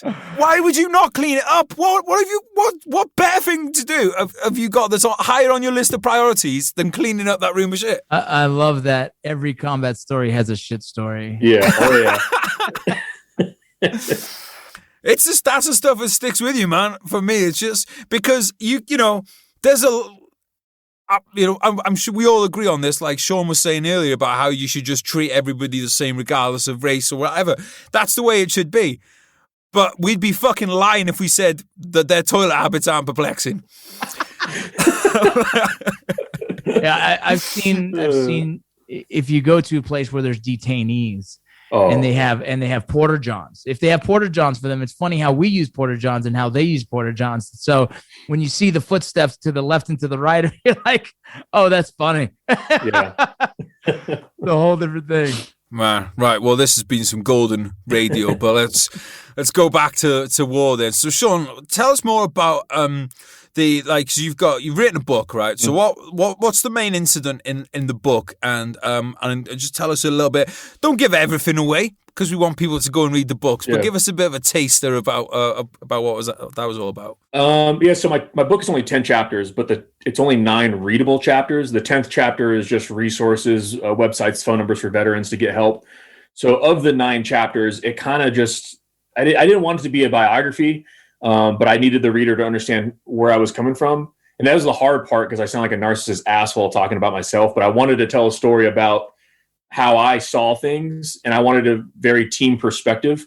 So it surrounds itself around 2 main battles. Like I said, the one I just told you about was just a regular battle a month before the first one really kicked off. The first battle I partook in was like 30 days before Cop Keating was overran. And essentially our battle was a prelude to that because all the enemy fighters that were moving into the area to overrun Cop Keating were using us as target practice, and they were preparing for that battle itself. And so it was essentially a rescue mission where a cavalry unit was stuck on a mountain, and we thought we were pinned down by a singular sniper. It was a Czechoslovakian sniper who I was told, I don't know, I can't confirm this. I was told he had 300 wounded or killed under his belt since the start of the war. Damn. And he traveled with 2 additional snipers and a squad size element. And we didn't know any of this. We just walked right into this ambush, essentially. Because of the radio communications, we thought they were 200 meters up the mountain, and ended up being 2,000. And so 8 of us volunteered to go up and get them. And then it kind of talks about, this is me as a private. So it's talking about, I'm the only private going up. The rest of them are all sergeants, NCOs. And it talks about how that was the day my leadership style was kind of made. Because I was like, we're fucked. I'm having all this doubt in my head. Like, we're screwed. We're not making it out of here without paying a bigger price. And it was like, every time there was a Y intersection of the decision that needed to be made or something, my leaders were just on top of it. They were formulating the next phase of the plan. They were just rolling with the punches. And so I talk about that a lot in that battle. That was when I got hit. We took some more casualties. And and Broken Arrow was called, which a broken arrow is an unofficial term that it was used back in Vietnam. It's not really used anymore, but when you hear it on the radio, you kind of know it means that you're on the verge of being overran or overwhelmed, and every air asset had to come to our location to essentially get us out of that situation. So it talks about that battle, and then it talks about kind of coming home. I volunteered to go back to Afghanistan under my dwell time. I went back like 8 or 9 months later, 11 to 12. And then I was a sergeant, and kind of how Vinny was talking about, our medic had to go back home because he was having triplets. So I became the medic again, and they gave me an additional soldier for a spotter. And then they gave me an M14 sniper rifle, this bad boy. And then they attached me to a recon platoon, and I would do counter sniper surveillance on the border. Kind of talk about the deployment a little bit, and then it goes into the second big battle, in which the Wanat battle he brought up. There was an area where Wanat was at, and we had to go in, secure this area that Americans hadn't been in some time. And in the process, we got caught up in this battle where we were completely surrounded. It was 16 of us Americans versus 175-ish enemy fighters, and they got within 8 feet of our vehicles. So we had to use hand grenades to keep them back. Oh, okay. Well, there's a lot to talk about here, but first of all, I want to know, you said your M14 and you pointed to that weapon that's behind you. Yeah. Is that literally the same weapon? No, I had a guy that, I wish. That would be so fucking cool. I wish, yeah, but same setup and everything. So that's fucking dope. Yeah, like I have a lot of envy on that. You know, one of the things, dude, I just realized as you were talking about that is I distinctly remember in Afghanistan around this time being told, look, the Taliban are trying to overrun bases and stuff. Like, that's what they're trying to do right now. They're trying to overrun bases. And it's crazy for me to think now that that bit of information then got passed to me and my mates as we're sitting in a briefing. That's fucking crazy. Yeah. Yeah, there was, I think, 14. Actually, it started right before I got into country. I don't know when you got there. I got there in May of 2009, but 14 days. July, I think. Yeah. July. Okay, so 14 days before I actually got into country, there was an OP called OP Barialai that a Marine, I think he got a Silver Star. He died. There was only 9 Americans, some Latvian soldiers, and Afghan army, but they manned this little tiny outpost on this hill. And 14 days before I landed into Afghanistan, they got overran by 200 Taliban, and there was radio communication. I saw the paperwork once we got into country. There was radio communication where all the Latvian soldiers were killed or wounded, or I think they all died. The Americans were all killed, and the Marine was by himself. And there was one Marine, because I think he was embedded to help the Afghan army guys, and he was the last one alive, and he got on the radio and put in his own coordinates to call for fire on his location. And they said negative, like that's your grid. And he's like, if you don't, they're going to capture me. So he gave them authority, and he dropped Artie on his own position, got a Silver Star for it. So that was 14 days before I got into country.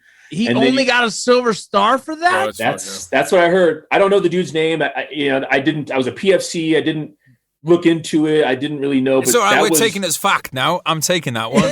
Yeah. Well, I mean, we drove by and we looked at the place. Yeah. It was demolished. So, I mean, it happened. I just don't know all the details. But that's all. God, like Vinny's saying, he's only got a Silver Star, and I was thinking the same thing. I don't know if you guys have heard this story, but there was basically a similar situation with the you guys know who the Gurkhas are? So they're like a British Army regiment, but they're recruited from Nepal. They're tough motherfuckers, like the toughest. But they'd taken out, so this platoon had gone out. They'd taken guys out, so there was just 2 guys left on the patrol base. Or maybe it was 3. But they were in, these different, towers, and they didn't really have mutual support. So the Taliban tried to overrun one of the positions. And this guy, he ended up beating them off with the tripod of the machine gun and everything.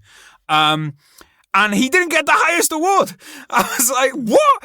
It was mental. He didn't even get the highest award. But then when you start looking into the story more, you're like, well, hang on a minute. What he did was fucking amazing. But we need to talk about why there was only 3 guys in a patrol base. We need to have that conversation. And I don't know if you guys have ever read the book Black Hearts, which is about a unit in Iraq that ended up murdering some civilians. They were spread all over the place. They had 3. What unit was that? What unit was it? It's like the Americans. They've got a black they've got like the black hat of with the Indian on it, with the Native American. I don't think it's got an Indian on it. I'll find this out and I'll find this out and I'll let you know, because it was like an infantry thing.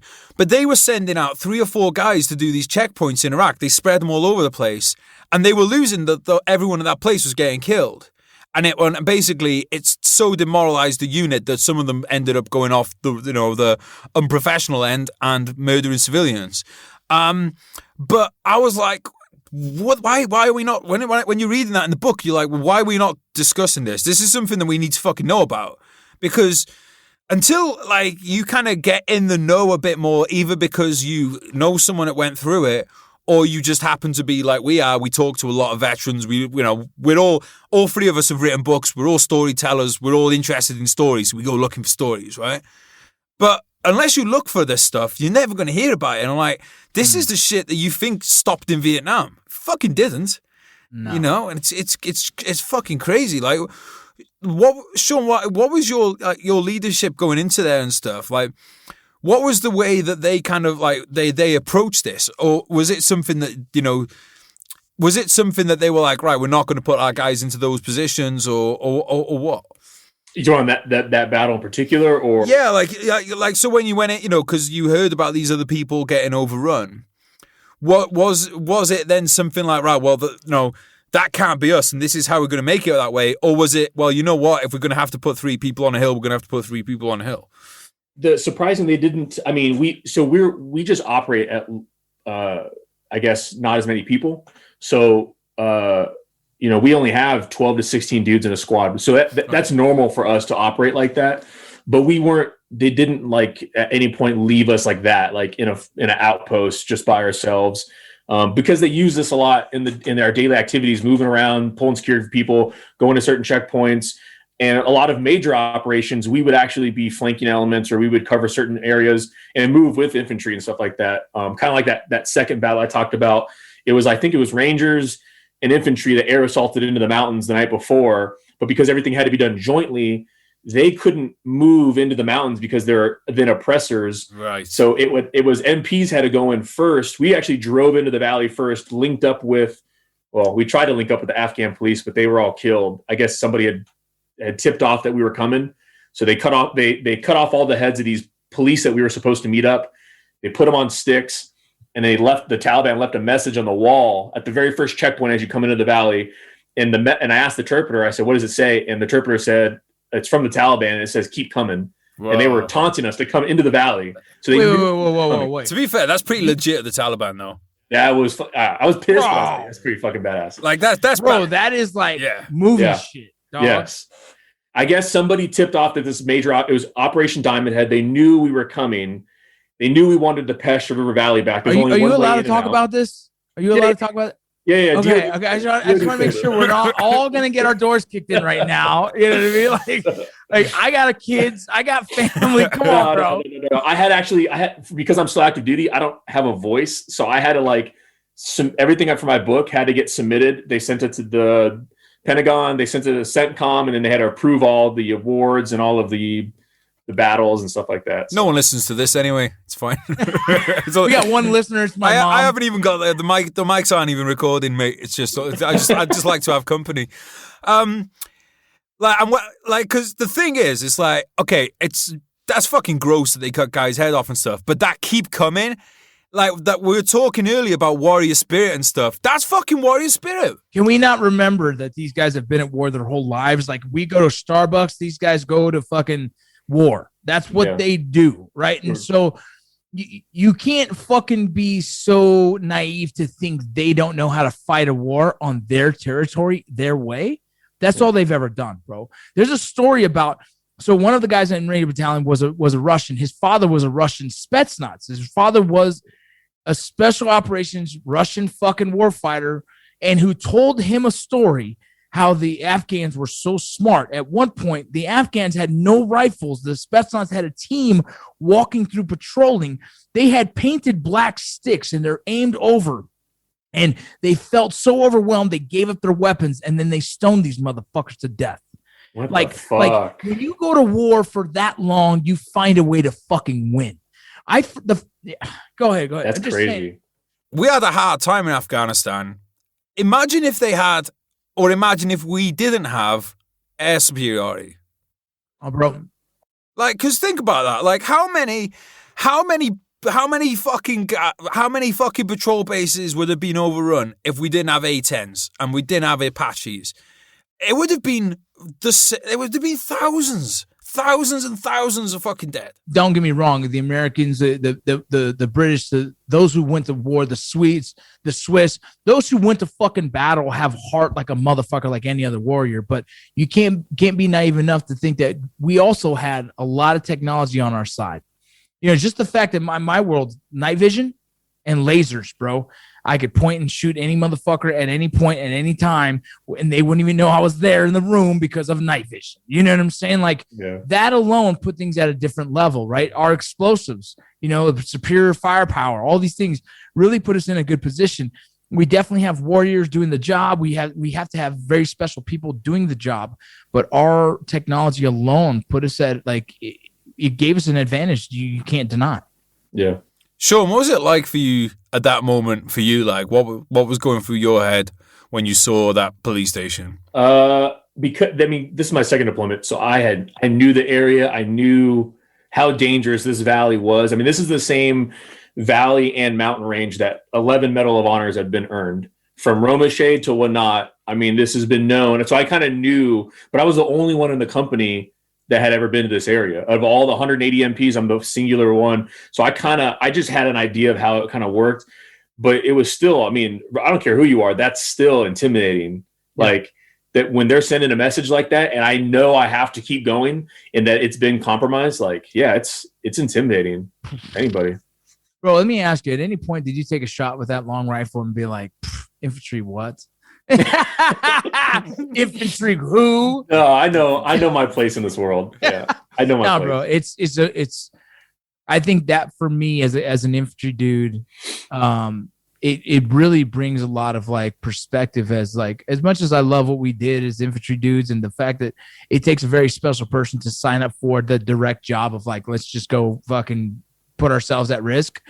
For someone who didn't sign for that job and get put in that position and still find success and still do the job, I think it tells a little bit more about that, right? I think it tells a little bit more about the person who gets forced into that position and still prevails. That to me is like, damn, that's a different story, because us who joined as infantry knew what the fuck we were going to get into. I knew I was going to go into a firefight. I was like, yeah, let's fucking do it. But you who didn't think about that at first, when you signed, you're like, yeah, I'm going to be an MP, fuck it. And then all of a sudden you're like, here's your rifle, motherfucker, snipe these dudes. You know, that's a different mindset to have to adjust in your head. I don't think everyone can do that. I think it takes a very special person to be able to turn that switch on back. Well, here's my job now. Yeah, I was lucky. I had good leaders. I had good leaders that were combat veterans from Iraq. They just kind of bred it in us. And so it became easy for me. And like I said, the effects and the things that happened during that first deployment made that second deployment easier. Dealing with loss of life as a medic, and then going into my second deployment, I don't know, it just kind of it domino affected, and it was easy for me. I've been blessed. I know as an MP, in the MP Corps here, me still being active, like tomorrow, I'm going to go talk to like 180 privates that are in basic training. So like, I know they use me, and that's fine because I have such an abnormal career as an MP. But it's only because the dudes that were before me that like literally bred me to be like this. I honestly wouldn't be here if it wasn't for them. So beautiful. I'm very lucky. I've met a lot of people who are some of the most interesting kind of deployments that you hear about are people that were in jobs, be it medic or some kind of support role, who got bounced around to, like, we had Captain Dale Dye on the podcast once, and he was talking about, he was fucking great, man. And he was talking about, he was a combat cameraman. Because basically, or a combat reporter, because he was like, he figured out that he'd get to go on every major operation. And then he'd just go there, he'd turn up, and they'd be like, well, we need every rifle we've got. So he'd be in the shit. But he figured out, he was like, hang on a minute. I'm going to get, like, because like he was infantry, but then he volunteered for like this, you know, different job. Because he was like, I'll go on every op. And he did. He was like on fucking every big operation, back to back to back to back. Because one operation would finish in one AO, and then he'd just get on a helicopter and he'd just go to the next one. And that's something that I found in the war on terror too. Some of the people that have done it comes back to taking opportunity. It's like, right, we need the volunteer for, well, I'll do. And then once you get that reputation, you'll then start to just get voluntold for everything anyway. You'll be on the ride at that point. Yeah, Swiss Army knife. Yeah. So like, what was it that made you? Because obviously, like, you know, a lot of us come back, we do the deployments, and then we can't handle peacetime army. You know, because we're talking like these deployments are what, like 10 years ago now. Yeah. You know how has it been for you, the transition between like fucking full on war to like being in the peacetime military? Is rough because now I'm an instructor and I don't hate my life, but I'm just like, it's not fun. You like got halfway through that and you're like retracted the statement. Well, I mean, it's just that I find myself as the more I get promoted, the longer I stay in, the further away I get from the reason of why I joined. Doing the cool guy stuff, kicking with the boys, kicking indoors, shooting the shit, being in the field, getting dirty.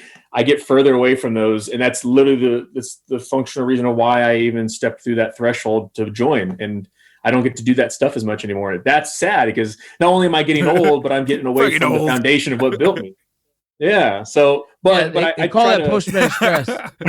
They do. The realization that you're not going to be as cool anymore. Yeah. I have a pulled hamstring right now. My hand, I can't even walk. And so I'm like, yeah, I'm not the cool guy I used to be, bro. I got to fucking come in. I wasn't going to talk about this, but I have been in pain this entire podcast because my butthole is ruined. Oh man! From like just lifting shit and carrying shit. My butthole's a mess. It just is. It isn't what it used to be. And I'm like, I like lift weights because I'm an infantry dude. So I'm like, I know this is gonna I know I shouldn't be squatting heavy and stuff. I'm gonna do it anyway, and then I'm gonna complain that I'm in pain. But it's just like. Wow, I remember when I used to just be able to go for days without sleeping, just like your body's getting knocked everywhere, and then no stretching. Not anymore. No ice packs, no nothing. And then you just wake up after the sleep, and your body's just repaired itself, and you're good to go again. No, bro. Like, but I tell you what, Vinny, like, and you'll back me up on this. Doesn't it make you appreciate more the older NCOs you had when you were in the military now? Because when you're younger, you don't realize how hard it must be for them to keep up on everything. And then now you look back and you're like, fucking those guys were tough. Yeah. Bro, I play softball on this team, and it has all ranges of age. And I thought I'm like one of the young dudes. And I pull my hamstring legit rounding first base, and they had to get a runner for me, and I'm like limping back in. And this young kid who's probably like 19 goes, "Damn, old man, you got to stretch." I'm like, oh, fuck, I'm the old man on the team? Like, I look around like I am the old guy on the team, dude. Like, what the fuck? It really, the whole night I'm tossing and turning because it hurts so bad. And I'm sitting there thinking like, wow, I really am getting old. Crazy. But think about those sergeant majors and stuff out there who are like 40, who are running with the troops. Like oh yeah, I've got a whole fucking new level of appreciation for the senior NCOs out there, like the senior NCOs. Yeah, fucking respect to those guys, man. So what is it like? We hear a lot about and like this is something that happens every generation. I think people are like, oh, kids have got it easier now. What are you seeing with like kids coming through into training? I don't call them kids because you're an adult once you join the military, but you know what I mean. Yeah, it's rough. It's rough, and it's hard because I'm still active duty, so I don't know how much I can actually say without incriminating myself of things I agree and don't agree with. But yeah, I mean, I'm about to take over a company. I'm going to be a first sergeant for one of the basic training companies here, and I'm learning the new rules of things they can and can't do to these privates. And it's rough. I'm a drill sergeant. I'm medically retiring here, right? So the last time I pushed troops actively, I was activated in 2011. So remember that this is a long time now, right? We couldn't give them more than 10 reps of any exercise, but there's 10 exercises that are approved, right? There's like you can't do like monkey fuckers, right? Because you can't even say that word anymore, right? Yeah. And so you have these list of 10 different workouts, and you can only give them 10 repetitions at a normal cadence for punishment. And then the most you can do is 3 different exercises on that list of 10. So the most they're going to be doing is 30 sets of this, in which in our world, ain't shit compared to the dog smokings that we used to receive of like full fucking level 4 mop gear, fucking rolling left, rolling right into dirt, fucking buddy fucker with your friend behind you doing the fucking hip rotation, like all this fucked up shit they did for us. Now you're like, yeah, is that enough? Is that enough? They're looking at you like, no, that was actually just like 10 reps. Yeah, that was 10 reps. I've been training for this for like the last 5 years, getting ready. I'm 19 years old. I'm actually getting less fit by the day. It genuinely, if you got kids that show up to basic training in great shape, they will lose their fitness levels because of the way we have to do things in the Army now. Yeah, it's rough. Yikes, bro. Yikes. And this is mad. Why? It's not just the military. It is our society of these fucking participation award fucking mentalities.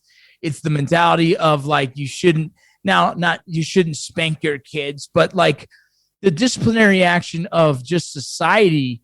And so I've had privates show up that can't do one push-up, right? They got strong ass thumbs because they're video game era, right? They can fucking, but in the reality of it, the physical fitness levels of our youth is fucking deteriorating at a level that there's studies that say we won't be able to fucking fulfill the ranks of our military in the next 5 years because guys will genuinely be out of shape. Men will not be physically fit enough to do it.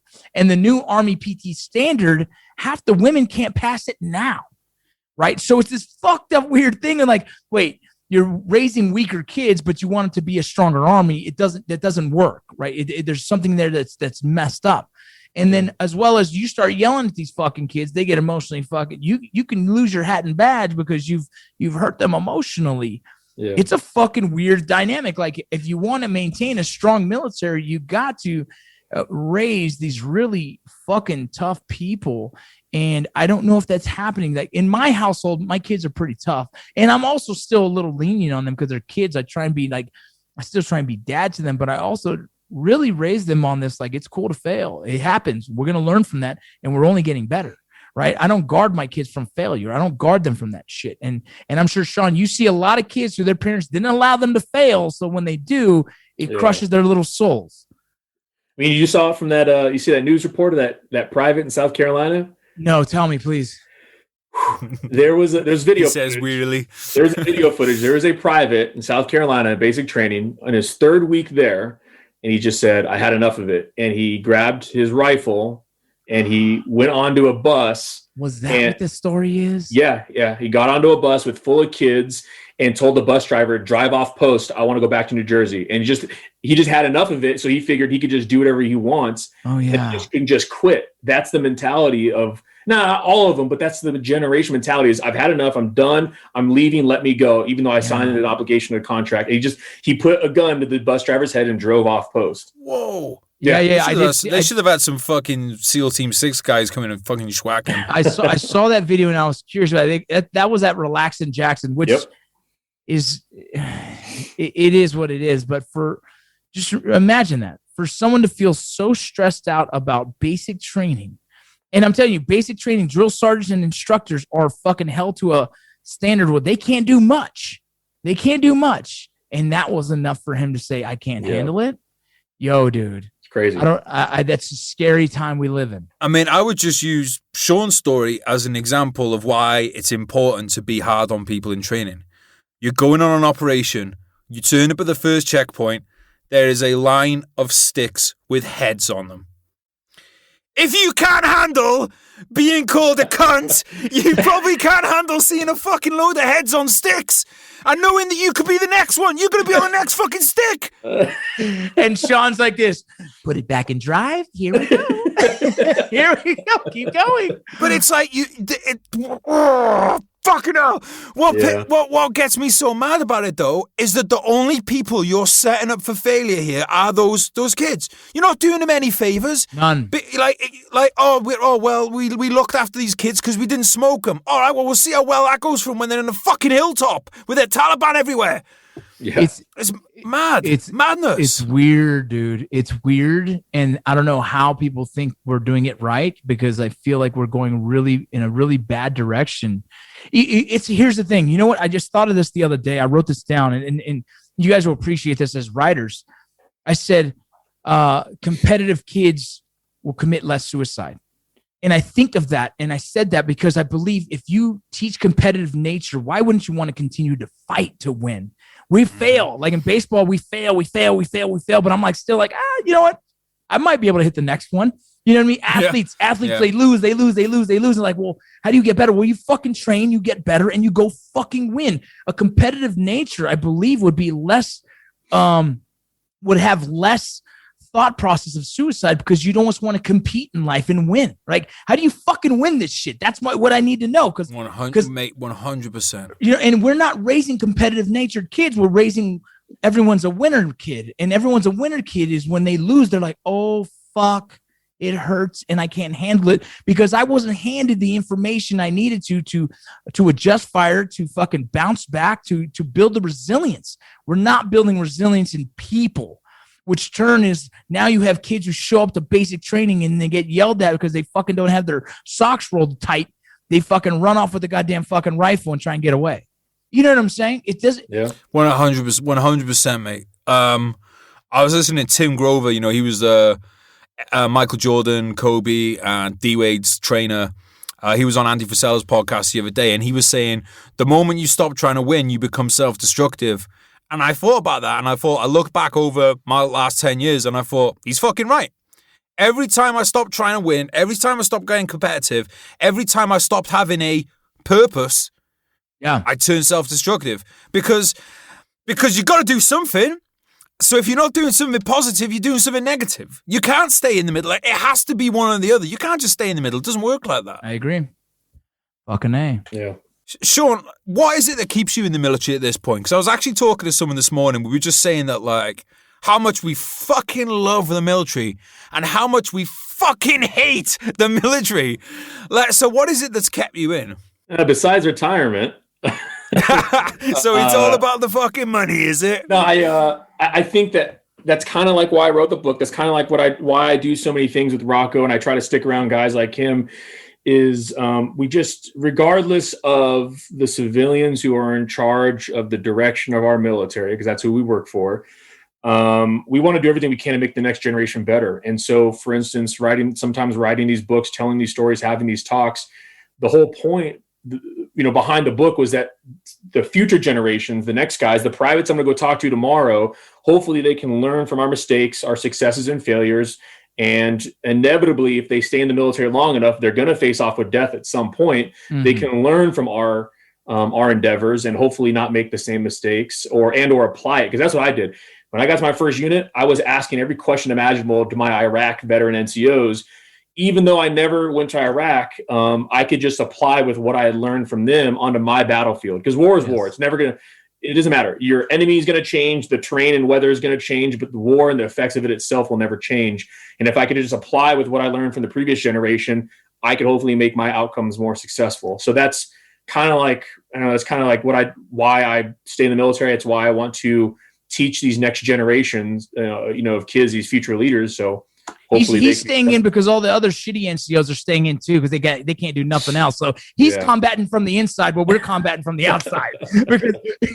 No, bro, but that's Vinny, you're exactly right though, because like I said, I was having this conversation with this morning. And we're like, there are good NCOs that saying, don't get me wrong, but a lot of the guys that get to like, it's probably different in yours because you have a different rank structure. I mean, you guys have got sergeants flying all over the place. Like for us, a sergeant is usually after 12 years, But we were saying that a lot of people get to like the full corporal level here. So like section commander, squad commander.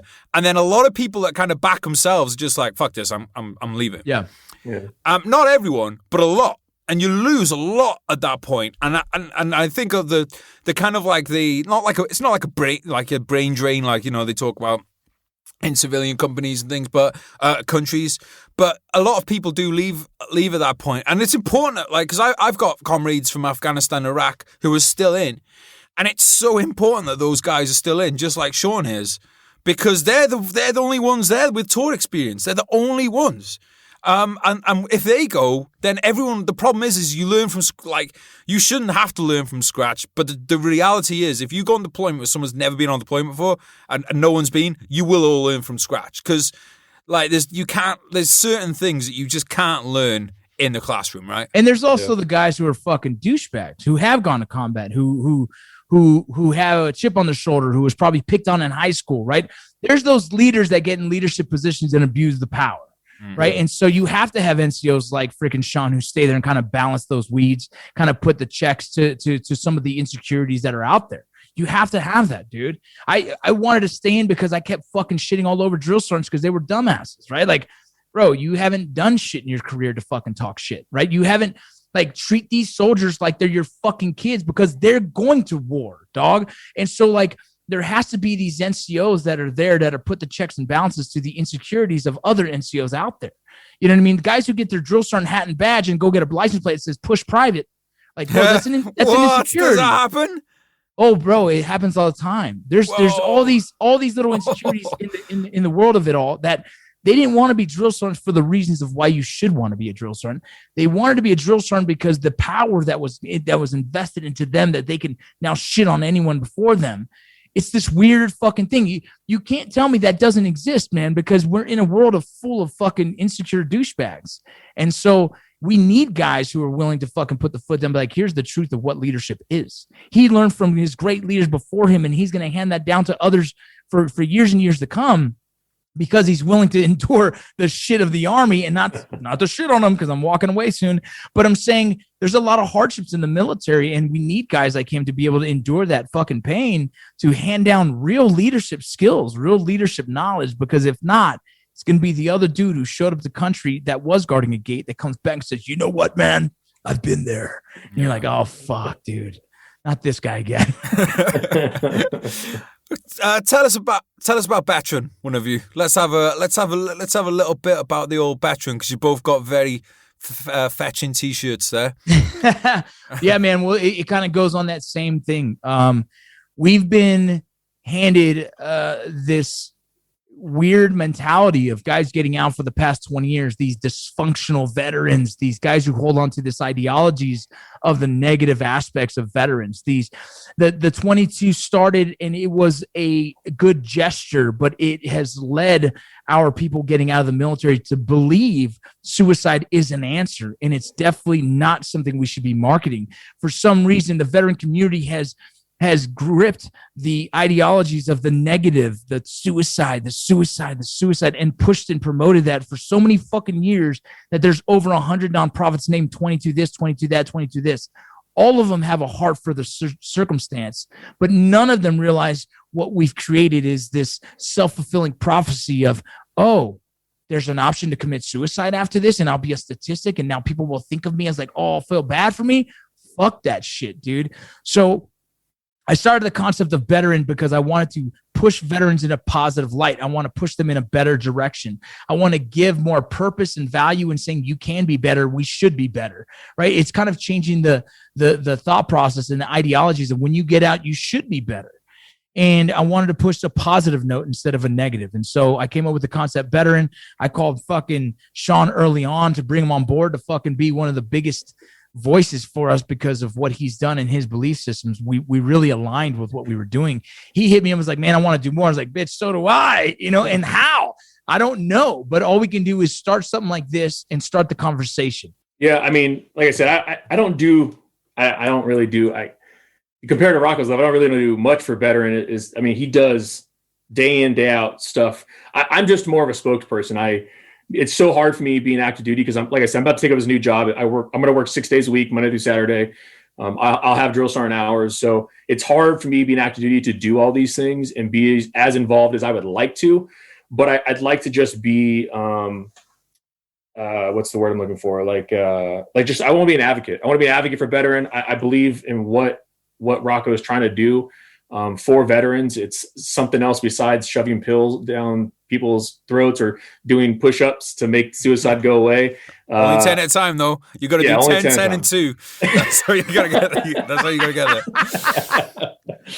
So, yeah, no, I just really believe his vision and all the different things that he's trying to accomplish. Man, what's that shit you were talking about, the VR system you're trying to do? We're working on random. There's so many things I'm working on. It's a fight. It's a process. But I guess if you get down to the root of healing, we have to if you want to stop suicide, you have to start healing trauma straight up, right? We got to just find the answer to that. And so counseling is a big one. And I think a lot of guys are deterrents for counseling because they have to actually go talk to someone, and so I've been talking with some leaders in counseling as well as virtual reality. And so right now we're working on a concept that is going to give virtual reality headsets to veterans so they can go to counseling.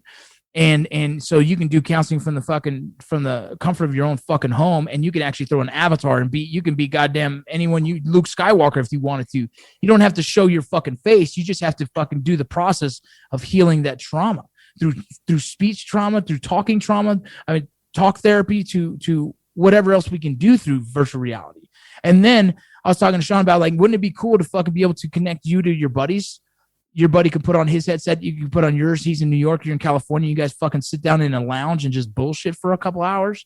Like, dog, how you been? Good, dog. Look at me. I got a 6-pack in the virtual reality world. In reality, I got fucking a donut pack. You know what I'm saying? But these are just small answers to the big problem of healing veterans trauma, making counseling cool again, right? Making it a thing that it's okay to do. Finding hundreds of different modalities and find what works for you. Like we talked about a sweat lodge. We talked about there's yoga, there's fucking horseback. All these things are little things to do after you've healed the trauma, and then finding your way, finding your purpose, finding your direction, And so with Beteran, I wanted to think outside the box of what we've seen in this world. We're trying to create transition centers for veterans. And when I say that, think of an MWR that also provides counseling in the civilian world, a place you can show MWR, sorry? An MWR in the Army is called is morale, wellness, morale, wellness, and recreation. And so what they are for us in the military is you can go to any base. If you went to a base that Americans started, any gym that you went to was an MWR. Right. Any gym that you worked out at. If you went to go use the phones overseas, that's an MWR. Those are an organization in the Army umbrella that creates a space for you to work out these issues, whether it be fitness, phone calls, or just fucking recreation. It didn't matter. It was a space for you to be. That's what we have in the military. We don't have that in the civilian world for us. And so what I want to do is create a space, and we're still working on this. This is a fucking grind daily, dog. I'm talking to politicians here in fucking Salt Lake City to try and make this happen. Is give me one space with a gym and a counseling office, and I will save lives right off the bat. Because they will show up and not have alcohol shoved down your fucking throat. It's not a place that's going to shove any pills down your throat. It's a place that, like, let's find what those issues are. Like I always tell people to define their demons. I believe I talked about it on the podcast. We did. Yeah, we did. On our podcast. So if people have done it, they've fucking been told and gone back and listened to the first one, then they'll know exactly what you're talking about. It's like when people hit me up and say, man, I got these demons that are haunting me. I'm like, bitch, first of all, what is that? Define that demon. And let's fuck that demon up, right? And so whatever that is in any situation, a lot of guys that call me have had a situation where they've probably engaged in kids, right? They've had an engagement and they find out kids were killed in a battle, right? In the fogs of war and in the collateral damage of the sad fucking truth is shit happens, And I told this one guy, the one thing I told him that surprised me, I said, you're not alone. You're not the first, you're not the last. And I want you to know that, and saying there's still answers to that. There's a part of me that's war, and that side of me, I'm not him anymore. And that side of me, I've had to learn how to heal, and I've had to learn how to accept, and I've had to learn to say, like, that's not me now. It was me then when I had to survive. And finding the answers to that, and him just knowing that he's not alone, and feeling this way was so therapeutic to him. And I'm like, all right, cool, man. Now let's find counseling. Let's address that circumstance, that situation that fucks you up. And from there, when you start finding relief from that, well, then let's find your new purpose. And that's the goal of Beteran, man, is to be a positive look at the community. Let's highlight our successful veterans. Let's highlight guys like Sean. Let's highlight our veterans out there that are doing big things. So then our youth get out of the military and have someone to look towards, right? Not feel scared that they're getting chased by the black cloud of the 22. No, fuck that. Get out and be like, you know what? I want to be an actor. Let me just follow Rocco's footsteps. Or, I want to be an author. Let me, whatever it is, we need to fucking start being the inspiration, the motivation, and the push for veterans to be more like the successful veterans who are out there. It's not to take away from like that there is tragedy out there, but 22 is a tiny percentage out of all the veterans out there. Yeah, bro. And to be honest, that number, just so you know, that number was used as a marketing ploy. I actually have the numbers from 2015 to 2019. The number was low as 15. Right. And so now we're following someone's confirmation bias, someone else's thought process of what is good, you know. And so you were even embellishing that number for what? That's a weird thing to embellish. Cool. Because it sounded cool. Exactly. And obviously we all agree that one is too many, but the fact one is way too many, yes. But I think we all agree as well that the way you get to zero is by giving people hope.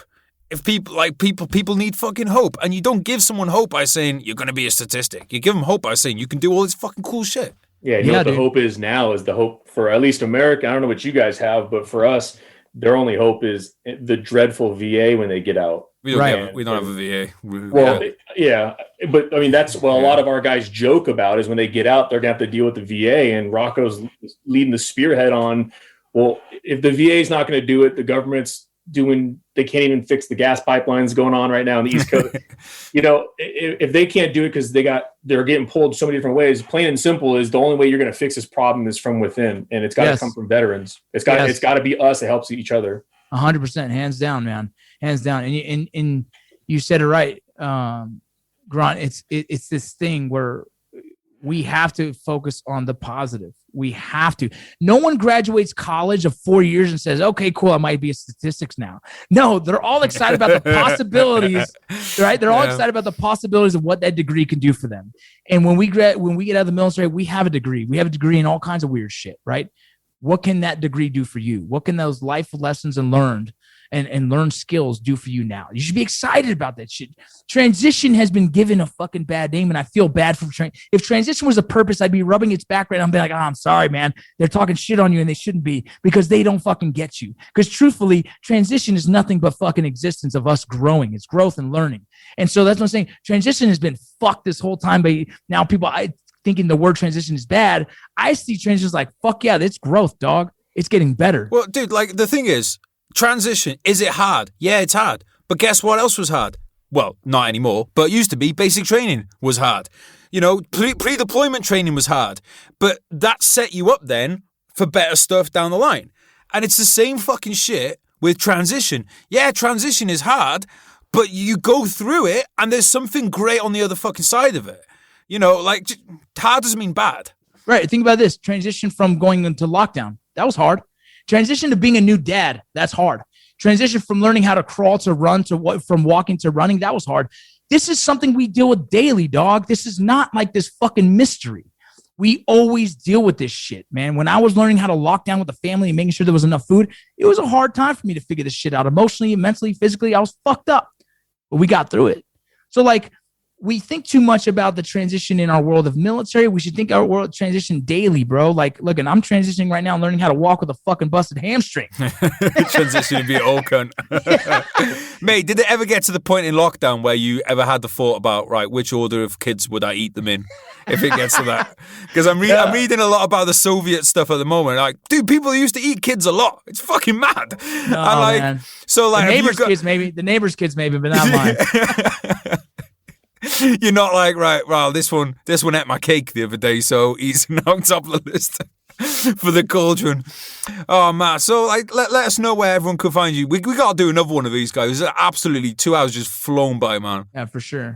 So much more we can talk about. So let's do another one of these. We'll talk about that in a bit. But let us know where everyone can find Beteran and where they can find you guys. You want to go ahead, Rocco? Yeah, I'll go. You guys can find me anywhere on social media. Just Vincent Rocco Vargas. You just find that and you'll find one. You'll connect me to all my other ones. I have a link on there so you can hit the link and find me on everything. Beteran.com. It's veteran spelled with a B. It's meant that way on purpose. It's for you to fucking feel that shit. It's not because Vinny was infantry. It's because when you say that word, you feel the difference already. So go to Beteran.com. Check it out. A lot of things are happening with the company. We're shifting gears. We're trying to find a way to really start funding these transition centers. If you have any kind of connection to political leaders who believe in the cause of helping veterans' lives, connect me with them. I'd have that conversation All we need is a place to start. Give me one place. Give me one building, one place. If you build it, they will come. I'll show the world how we'll save more veterans' lives than anything out there. Damn, I should have went first. God damn. Shit. You've saved it with a joke, mate. You saved it. You pulled it back. Yeah, you can find me on, I usually just am on Instagram. I try to keep Facebook for close friends and family, but you can find me on Instagram, chief_pinkmist. And then I got my own website, Sean Tobias Ambriz. It has my book on there. My book is on Amazon, Nook, Kindle, Audible. It's titled Ghosts of the Valley. So I'll put links in the show notes as well, so everyone can click through and get on all that stuff. Boys, it's been fucking great catching up with you, Vinny and Sean. Great to meet you, mate. This is fucking absolutely flown by, and like let's get another one on the books, because I'd love to talk more about what we just getting into at the end there. Because to be honest, I'm fucking fired up now. So I want to get more of this out there in the world. All right, man. Let me know. I'm gonna share it out too. And Sean, let's talk about doing your documentary. Yeah, man. All right, gents. Well, thank you for your time, and we'll catch you next time. All right, later. Thanks, boys. Guys, what an episode. That was an absolute beast. As I told you in the intro, I am buzzing. I cannot wait to get home now and crack into some work and to some squats. Vinny, thank you for coming on the podcast, mate. Sean, pleasure to meet you. Thanks for coming on. Guys, please go and check out the show notes. You can find Vinny and Sean down there. Connect with them. As I always say, like these guys have books out. If you can get the books, absolutely fantastic. But if not, just share one of their posts so that maybe somebody else might want to pick up a copy of the book. Support our guests like they have supported us, even if that's just with a share of a social media post or telling a mate. Bring your mates along to the podcast if you've enjoyed today, which I'm sure you will have, or you wouldn't still be here. And I just want to say massive thank you again to Combat Fuel, Zulu Alpha Straps, and the Royal British Legion. Without them, no podcast. They're all linked in the show notes, guys. Check them out. I know most of you, are very good at supporting the podcast. You are telling your mates and stuff, and I really appreciate it. I know most of you are really good at sharing the podcast, telling your mates, bringing your mates along. I really do appreciate it, guys. Podcast wouldn't happen without you, wouldn't happen without the guests, and wouldn't happen without our sponsors. So thank you, all of you, and I'll catch you next time, and I love you. Bye. You told me not to worry, and you wouldn't break my heart. You told me you were sorry, yeah, my whole world fell apart. You said it's not my fault, and yeah, I've never done you wrong. I'm grinding to a halt, now I can see you're moving on. I promised I'd get better, and I told you things would change. You keep me to the gutter, yeah, I'll never be the same. I've got to let you go, now live your life and spread your wings. And yeah, you put on quite a show and pulled the puppet strings. And are you sure that you don't want me? Remember all the pain, or maybe you should thank me. It's your loss and my gain. I'm leaving now forever, I won't hang my head in shame. But yeah, you've taken me for granted, and you should feel ashamed. You sold a dream to all of us, a dream that we'd all die for, a reason for us all to live and something we could fight for. I might just help a man up to his feet or hold a newborn, but no matter what I do, my hands remembering my rifle, yeah. Life's hard, I know that, still wouldn't change shit. I wouldn't go back, yeah, I wouldn't go back. Feelings I hold back, memories fade, yeah, they go fast, yeah, they go fast. Good times to come and go, survive the highs and lows, just take it step by step, I guess, yeah, I suppose. Good times to come and go, survive the highs and lows, just take it step by step, I guess, yeah, I suppose.